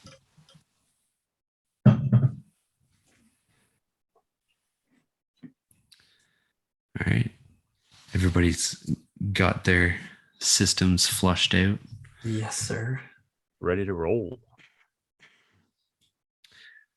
All right. Let's move on to our reviews then. Chuck, do you want to go first with your story? Sure. I'm going to give the story a 7. It was fun. It was interesting. It was definitely fresh for the most part. Some kills I know they were trying to reboot, blah, blah, blah, or not reboot, remake, blah, blah, blah. But those few kills that I felt didn't need to be rehashed were definitely, it was okay because they gave us some really fun new kills in this movie. A lot more brutal, a lot more blood, little bit more realistic on the kills as well. And we talked about this earlier in the episode, and I'm going to reiterate it again. I truly think my feeling towards this movie and the story and everything like that plays into the fact that this is the first Scream movie on its first run that I got to watch in theaters and enjoy. It was so wonderful. 10 years, hard to believe it was 10 years between 3 and 4. It felt like an eternity.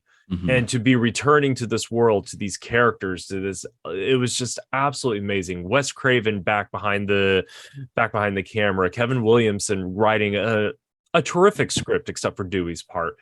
And again, I also loved spending the entire time trying to figure out who the killer or killers, were in the movie. And now looking back, it kind of seems a little obvious, but hey, it was still entertaining. I love this movie. It gave you perfect gore, perfect brutality, perfect amount of jump scares, putting in that horror movie.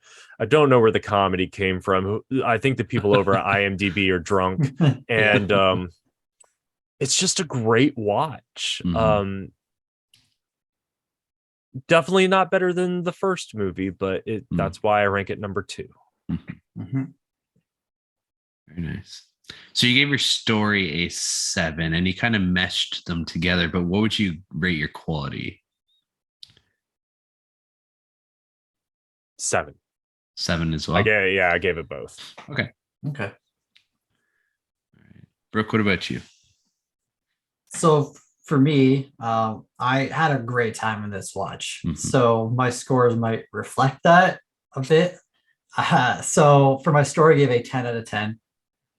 I think the writing in this movie is fantastic. Like Kevin Williamson, I think knocked it out of the park with this one.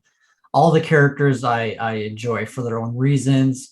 I liked how they kept us engaged with like Dewey and Gale and their story and kind of followed their relationship a bit.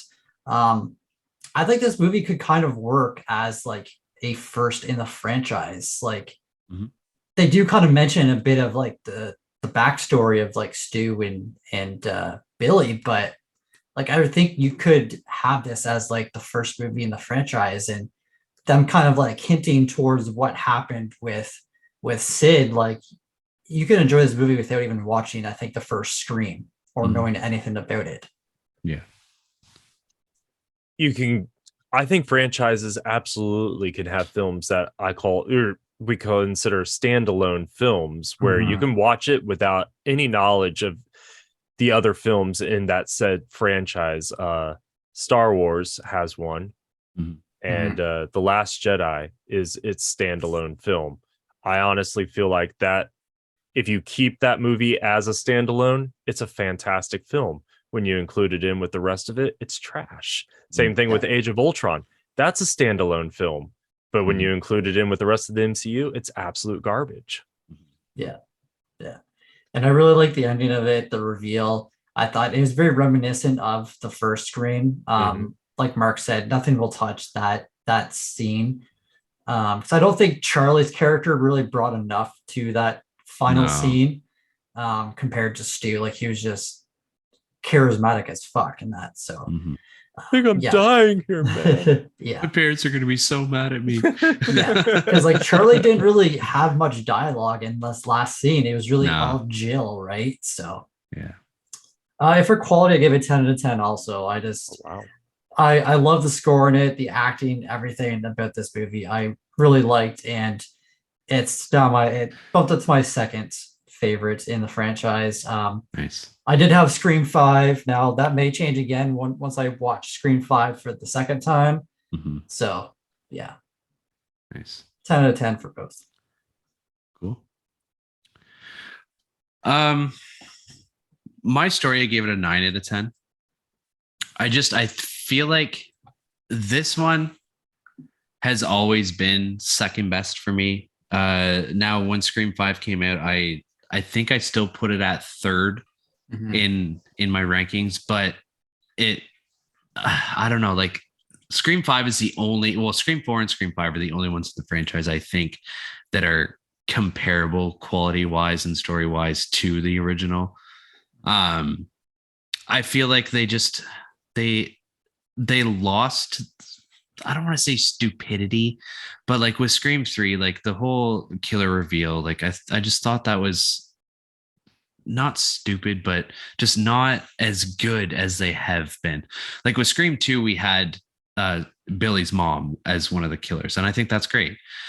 With this one, we have Sydney's cousin who comes in, and we've already talked about it, like she's been living in Sydney's shadow her entire life, and I think that's like, it's really good writing. Like that's a fucking amazing reason and motive for wanting to do what she was doing. So I feel like this movie really sort of revitalized the franchise, because like we had Scream, which was fantastic, like 10 out of 10, and then we had Scream 2, which was good, and then we had Scream 3, which was good but not as good as Scream 2, and now we have this one that's almost as good as Scream, like the original Scream. Like there's not a lot that I didn't like about this movie. Quality, I gave it a 9.5 out of 10. Not quite perfect, not quite a 9. I love the score. I love the kills, the blood, the gore, the brutality of this movie. The acting was superb. Chuck, you've been mentioning Dewey, but for me, it's Deputy Hicks. I did not like her character in this movie. I like her a lot more in Scream 5 compared to this movie. They're two completely different characters at this point. You know, I mean, with Scream 5, we're talking about 11-year difference. She's the sheriff now and stuff like that. She's grown a lot in who she is. In this movie, she's still young, trying to find her place in the sheriff's department. So I get it. She is annoying. She absolutely is annoying. I keep mentioning Dewey, though. And again, I don't think it's at fault of David Arquette. I don't think it's at fault of anybody, except for this is the one and only time I'll probably ever crap all over Kevin Williamson. I just think he has a problem with Dewey. He gave Dewey some really rotten dialogue. Like, I made a note about it. 10 minutes into the movie is like, why is Dewey getting all the cheesy, rotten dialogue in this movie? It's like, what did he do wrong? That he just sounds like a bumbling buffoon throughout most of the movie. And I thought that was just very unfair, considering he is a fan favorite. He's a wonderful character. And he grew. Again, Scream 3, not a great movie, but by the time he had reached Scream 3, he was a different Dewey than in the original Scream. Now I felt like he kind of reverted back to that young Dewey deputy dog from the original Scream. And I don't understand where they were going with that one. So that's why I know. Yeah, it's fair. But yeah, I don't know. There's just something about Deputy Hicks that I wasn't a huge fan of. And I get like her character between Scream 4 and Scream 5. That's a huge difference. It's a 10-year difference. But I mean, it's literally the difference between Dewey in Scream to Dewey in Scream 3, like you just mentioned, right? That's fair. That's a fair point. Anyways, yeah, I love this movie. It's second 2A, 2B with Scream 5 in my rankings. And again, like we have already mentioned, this was my first Scream movie that I saw in theaters because all the other ones I was just a little bit too young for them. Yeah. But yeah, this one came out in 2011, so I was 22. So this was prime time for me to go and see this in theaters. Yeah. But yeah, I love this movie. All right, let's go over to Rotten Tomatoes and see if those fucks scored it. I'm not looking forward to this. I have to work so hard not to go look at this ahead of time because I'm always curious. All right, the critics' consensus. The franchise is showing its age, but Scream 4 is undeniably an improvement over its predecessor with just enough meta humor and clever kills. So, Chuck, as our guest, based off that critics' consensus, what do you think the critics scored it? 64. You are very close. They gave it a nice round 60%. Damn. Okay. On 189 reviews and an average score of 5.9 out of 10. Feels low. It does feel low. Yeah. Critics don't like horror movies, though. Well, not some horror movies. Yeah. Jordan Peele movies they like. Oh yeah. He pays them. Those are top tier. Well, I mean, the original Scream had a very high score too on Rotten Tomatoes. The audience score is a 59% on 50,000 ratings and an average. Yeah, I know. Average score of 3.4 out of 5 or a 7.8 out of 10. Yeah. Too low. That's way too low. Yeah. Yeah. Letterboxd is pretty much the same. It's a 3.3 out of 5. That's even lower. Yeah. That's insane. These people high?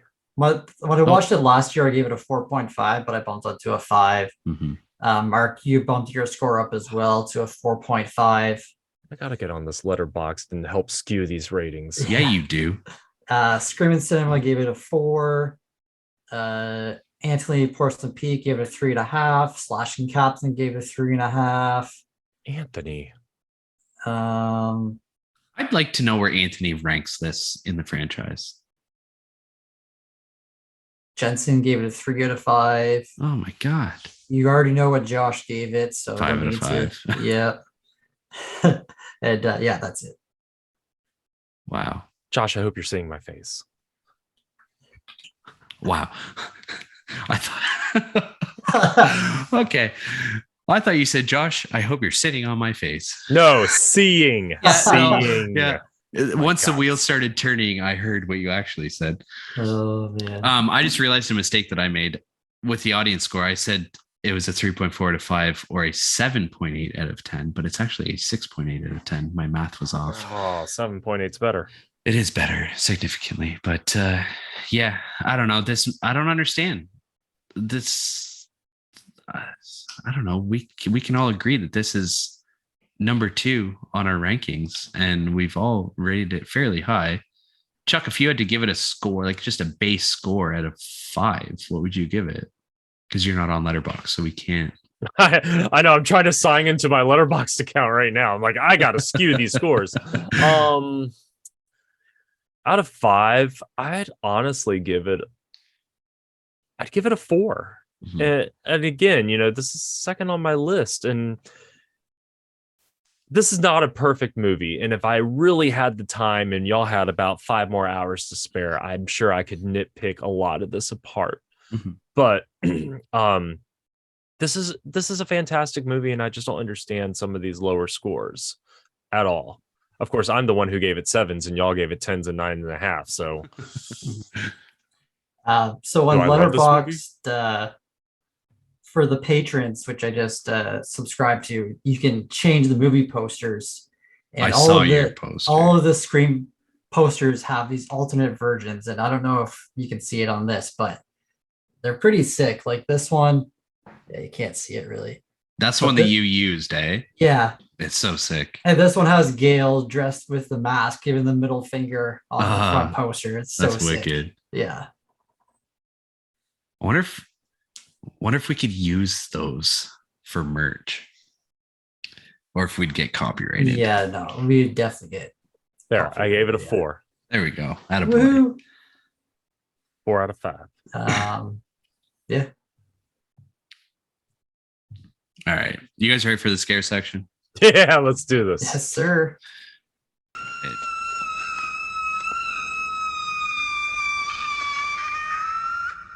right. Chuck, you want to go first with No. Okay. Brooke, you go first. All right. So for scare rate, I gave it a 4 out of 10. This is one of the more brutal and bloody Scream movies in the franchise. We've talked about it. Some brutal kills, lots more blood, a couple of jump scares as well. So a little extra rating on that. Scariest scene, I went with a different one than I assume you guys did. You guys already kind of hinted at yours. I went with the Anthony Anderson kill. The stab in the forehead is just brutal. And would I survive? I said no. Although I feel like I could take both of these Ghostface. I don't know. I feel like I'd be dumb enough to get killed by one of them. I don't know. It's fair. All right, Chuck, I'll go next. Right. Okay, cool. You didn't want to go first, or you're going to go last? My scare rating, I gave it a 5 out of 10. Okay. I said the killers in this one are much more brutal than before, like with the stabbings in the forehead, lots more blood and gore. And the overall feel of a more modern slasher than the previous installments. Like we're in a time now where like gore is at the forefront, right? And like gore has always been obviously a big part in horror movies, but like now it's realistic gore. And I feel like this movie had realistic gore. I don't want to say it was ahead of its time, but it was kind of at the beginning of that phase of horror where we're at now, where there's a lot of blood, there's a lot of gore, but it still feels very realistic. And yeah, like Brooke, you mentioned the jump scares, like that scene in the parking garage, like there's a jump scare there. And yeah, there's a few of them throughout. I keep getting notifications. I know, me too. on Discord. Yeah. Yeah. My scariest scene, we've already talked about it, but that scene was Kirby and Jill whenever they're together, and then they get the phone call about Ghostface being in the closet, and Kirby basically calls him out on his shit. And just that line, the delivery of that line, we've already talked about it, but I didn't say I was in your closet. Just like, you get that, oh shit, like, because at that point now you know where he is. Yeah. And yeah, what comes after that scene of them just kind of sitting back and watching it happen is kind of silly, but just in that moment. Would I survive? I actually said yes. I think this was the first Scream movie where I said yes. Because I would be one of the nerdy cinema club kids or one of the kids at the Stabathon, and they don't really get attacked. So like I would definitely be at that Stabathon. Yeah. So yeah, I think I would survive this one. All right. That's fair. Well, for my scare rating, I also gave it a 5. Nice. I could rehash everything you both just said. You know, basically like looked at my little page here. Good jump scares, brutality, blood. It's all great. This is definitely a huge step up from at least the previous 2 installments, so 2 and 3. Again, not quite up at par with number 1. A lot of shocking moments. Already mentioned it. My scariest scene was Olivia's death scene. That whole sequence leading up to it, just that closet. You know, you just obviously it could have gone one or two ways. She would have opened up that closet and there would have been a killer, or there wasn't going to be a killer and you were just like, oh man, they're fucking with her. Never would have imagined for one moment it was across the way over in Olivia's room. And that just wow, that I jumped out of my chair. I remember jumping out of my chair. with that one. And would I survive? I actually put down not sure. So if it was just Charlie, I got this. Yeah. Jill, on the other hand, she scares the living shit out of me. So, I mean, and I'm pretty sure she could outsmart me in some way, shape, or form. So I honestly don't know if I would survive, but I'm going to tear a little page out of your book there, Mark, and I'd be like, I probably would be at Stabathon, so I'll be fine. I'll be fine. That just seems like fun. Yeah, seriously. 7 horror movies in one night in a barn, drinking. Yeah, I'd probably be passed out by number 2, but whatever. Yeah, you'd be like asleep up in the haystacks. Yeah, try not to get shot by Dewey. Yep. Bastard. Why are you going to go in there with a bunch of kids shooting? Seriously, yeah. And we didn't talk about we didn't talk about this, but this guy is sheriff, you just mentioned, but he's got like stormtrooper aim, man. Like this guy cannot shoot a gun. Yeah. It's all awful. A joke. Just awful. All right. It's time for the big finale of our Scream adventures, Chuck. Yes. It's our part 2 of the Villain Faceoff with you. We have already gone through Scream 3, so I will do a brief recap of that. And then we'll go through our scores of Scream 4 and we'll see who we think would come out on top if the killer from Scream 3 was put up against the killers of Scream 4. So, starting off the scores of Scream 3. Brooke, I don't know which order it went in, but anyways, average for brutality was 18.7, creativity was 19, agility or dexterity was 25.7, intelligence was a 23, drive and motive was a 22.7, and charisma was a 15.3. I think we all agreed at the end of the episode that these scores were a lot higher than we originally anticipated, so this is going to be a very tough matchup. Yeah. Jill and Charlie have their work cut out for them in this one. Can I just say, before we start saying our scores here, that in my humble opinion, I truly feel like Charlie only qualifies one of these categories. The rest of them are Jill. That's fair. Yeah. Jill was the killer in this movie. But anyway, just throwing that out there. That's fair. But they do still work together. Yes, they do. So we have to give Charlie his due. Yeah. So does he dumb down the score then?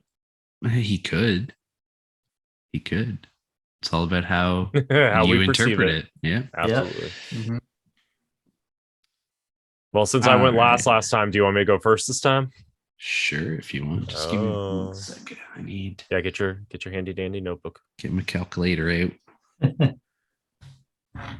Ready to do some math. Yeah, just give me 1 sec. I forgot to put my scores in the chart. Gotta be more on top of it. I know. You were chirping me at the beginning of the episode. I know that whole time I was chirping you, I could have been doing this, but I forgot that I didn't do it. All right, I'm ready for you. All right. So for brutality, I'm giving it a 28 out of 30. So, I mean, we said it 1,000 times throughout this episode. It is a brutal. All these kills are brutal. And I think they were just a step down from some of the brutality kills of Saw movies. I still cringed watching Saw 2, and things like that. But it just absolutely brutal. So 28. Creativity, I'm going to give it a 25. Okay. Some of these kills, again, the simplistic nature of them, just so brilliant. It's like, instead of sitting there coming up with these elaborate kills, just stab the dude in the head. Let him figure it out. Dexterity and agility. These are young kids we're freaking talking about here. They are, I give them a 30. They are all over the place. They are. They are able to handle everything that they are thrown at them. I mean, hell, Jill almost killed herself trying to set up the scene. And she got some air. And they gave Marnie some air. We all agreed on that one. Yeah. Intelligence, I'm going to give it a 28. These kids are smart. They're coming up with things that I would have never even thought of at that age. Of course, I didn't think about killing people. But yeah, their movie knowledge, and Jill, I know she was masterminding the entire plan, having to plan everything out and making sure everything executed in the perfect, proper order, making sure she had an alibi for everything. So she was never a suspect. It was just brilliant. Drive and motive, I give it a 25. I've never been a big fan of the whole 15 minutes of fame thing, but I understand slightly where she's coming from. Nobody likes to be overshadowed by somebody else. You are your own person. Be you. And then finally, charisma. I think between the both of them, they ooze with it. Charlie's got that absolute fantastic confidence and able to throw one-line zingers at people. And then you got Jill there, who's she's killing it.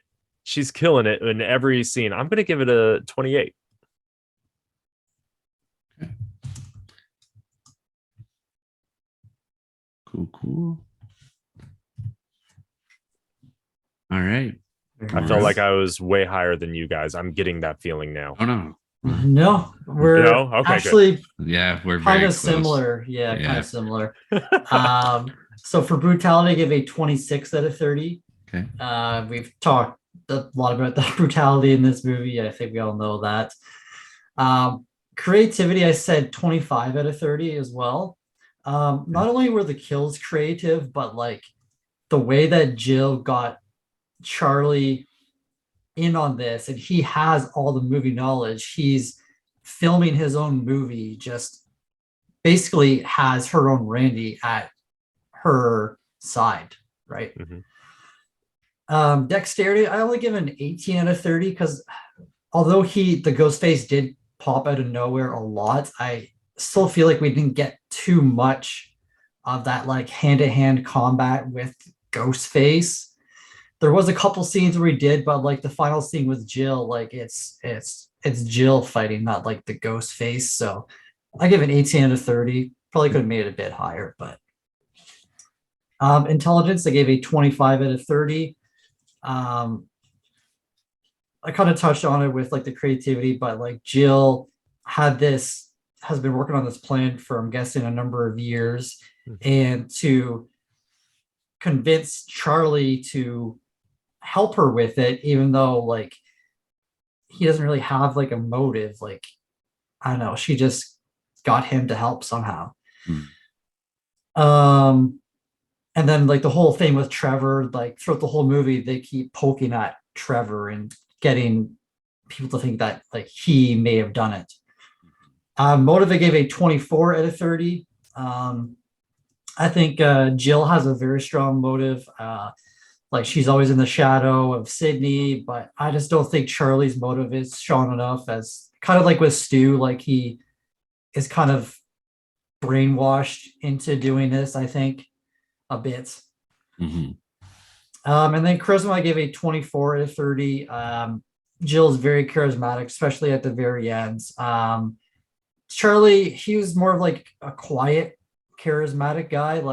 When he's with Kirby, you can see that coming out because he's interested in her. But and then when he's talking movies and stuff too, but he just didn't stand out as much as Jill for me. So 24 to 30. All right.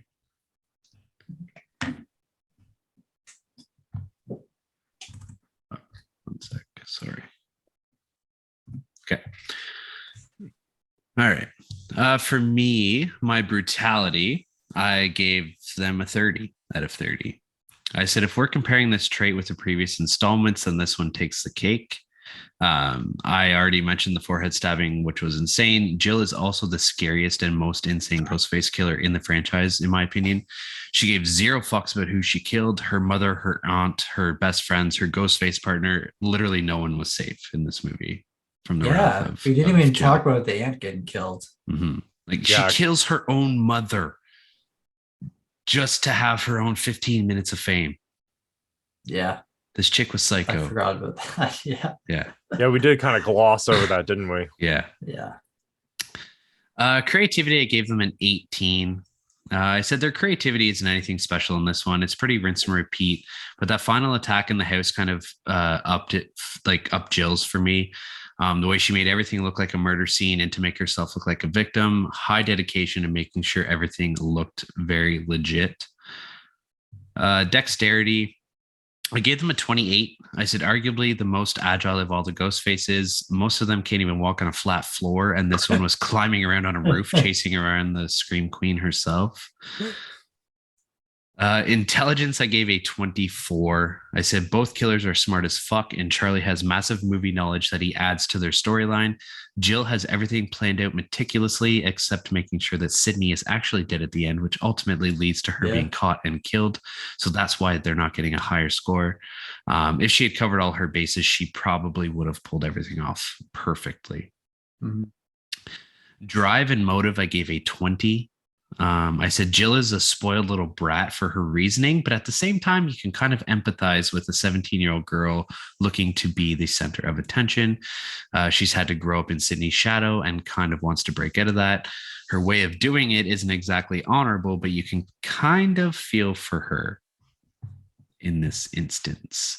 If she would have just waited like 5 more years, social media influencers would have become a thing, and then that's where she would have got her fame. Exactly. Move away to college. Nobody knows who you are. Exactly. Charisma, I gave them a 28, just like Chuck. I said Jill was never a suspect the entire movie. Even in the final scene, Dewey just lets her go off and see Sydney. Like, there's no thought that she's possibly the killer. She's just Sydney's niece. Charlie was that quiet, nerdy guy that was still in with the cool kids because he helped host Stabathon, and he was a super nice guy. He, like I mentioned before, he had that big dick energy. Kirby wanted him bad, and let's face it, Hayden Panettiere is a girl that you'd bring home to mom. So I mean, like, he had shit going for him. Both of them together, they were very charismatic, I think, as a team. So I like it. Yeah. Nice. All right. While Brooke was giving his scores, I already added everything up. So we have a winner. It's not unanimous, but we do have a winner. Scream 4 wins brutality 28 to 18.7. Scream 4 wins creativity 22.7 to 19. Scream 3 wins agility 25.7 to 25.3. Wow. Very close. Intelligence, Scream 4 wins 25.7 to 23. Motive, Scream 4 wins 23 to 22.7. So again, very close. And charisma, Scream 4 wins 26.7 to 15.3. Ouch. Fuck you, Roman, you piece of shit. I guess Roman only wins the dexterity agility because he was willing to engage in hand-to-hand combat. Yeah, I think that was our turning point, really. So yeah, I mean, Scream 4, Jill and Charlie win 5 categories to 1. Can I put in one? I know the scores are final, but can I put in one more argument for Jill here? Yeah. Talk about hand-to-hand combat. Sure, Sydney wasn't fighting back, but Jill certainly gave her a beatdown. Yeah. Well, yeah, like I mentioned it, like she was feeding her body shots like a maniac in that hospital room, man. Yeah. Well, so congratulations, Jill. We know you're the true winner. Yeah. Fuck Charlie. It's all Jill. But no, like I had a lot of fun with this one. I think both instances of our face-offs thus far have been, well, this one wasn't really tight, but like some of the scores were a lot closer than I expected. They're really close, like decimals. Yeah. That motive one actually took me by surprise. Yeah. So I'm happy with the outcome. It's kind of what it's definitely what I expected. Yeah. But yeah, it was good. Awesome. So with that being said, thank you again, Chuck, for coming on for these 2 episodes. It's been a blast as always. We have one more episode left of our Screamin September. Josh is coming back for Scream 5 to talk with us. He's very excited. We're very excited. This is the first time any of us have talked about this movie. So it's going to be a doozy, I think. As jealous. We all know. I can't wait to hear it. Yeah, Josh has a lot of input in the Scream franchise. And given the fact that he's never had the chance to talk about Scream 5, it's going to be good. Yeah. But yeah, Chuck, if you want to plug your podcast, we didn't give you a chance to do it at the beginning. So if you want to do it now, feel free. Absolutely. Well, we are Chuck and Ruff Go to the Movies. We talk about movies we love. We talk about movies we hate. Hell, we just talk about movies. It's a lot of fun. My brother and I sometimes talk about the movie that we say we're going to. We get on a lot of tangents, and I think that's where the true fun really comes in. But yeah, check us out. We're on all of our major platforms, and you can check out all our social medias, Facebook, Instagram, and Twitter. We're all there. Nice. I'm going to put you on the spot real quick. Oh, Lord. If we have any listeners that have never listened to your show before, what episode would you recommend them to listen to? I always tell people it's a rough episode to listen to because I was still trying to figure life out at that time. But I always loved the first one I produced, and it was before my brother even joined the show. So the very first episode I produced was Teenage Mutant Ninja Turtles. He was a guest on there, so he's there with me, but he wasn't a full-time host at that moment. I loved all the work that went into that episode. It was so much fun to talk about that movie. It's one of those nostalgia movies from growing up and everything. If you're going to check out our show for the first time, I would definitely give that one a shot. Nice. I have my own opinion. And it's not one of ours. It's not one of our guest episodes. Oh, okay. I was about to say, because y'all, I love all my episodes, and all the episodes y'all are on have been great. But which one are you recommending? The one where you had the guest on who did the Wolverine voiceovers. Mark. Yeah. I loved that episode. That was a great episode. I love that one. We talked to Logan. That was a great episode. I'd love to have Mark on again. It's just so cliche to have him on talking about something that's involving Wolverine. Yeah. Maybe in a few years we'll be talking Deadpool 3. Who knows? Yeah. That's a great one. You talked Logan, but you also talked just Wolverine as a character. Yeah. And it was a really cool episode. He's got a lot of background knowledge on the character itself. It's one of his favorite characters. So I'll let him do the talking on that. Go check out that episode. He does a really great job. And he's also a voice actor. So he also gives a lot of great insight out there for anybody aspiring to break into that business. Yeah. Yeah, he was good.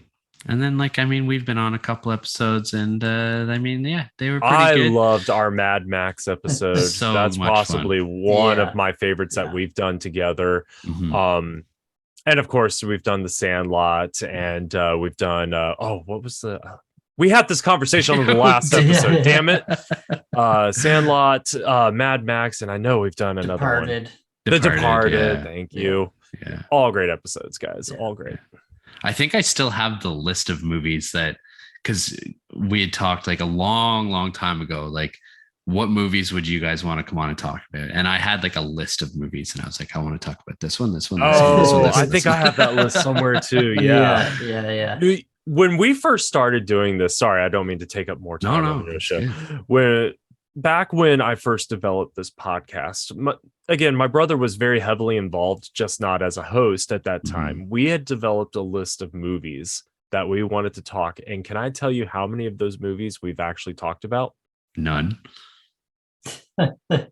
Every time we think about talking about one of those movies, we decide to talk about something else, which is fine. We've got plenty of time to get to them.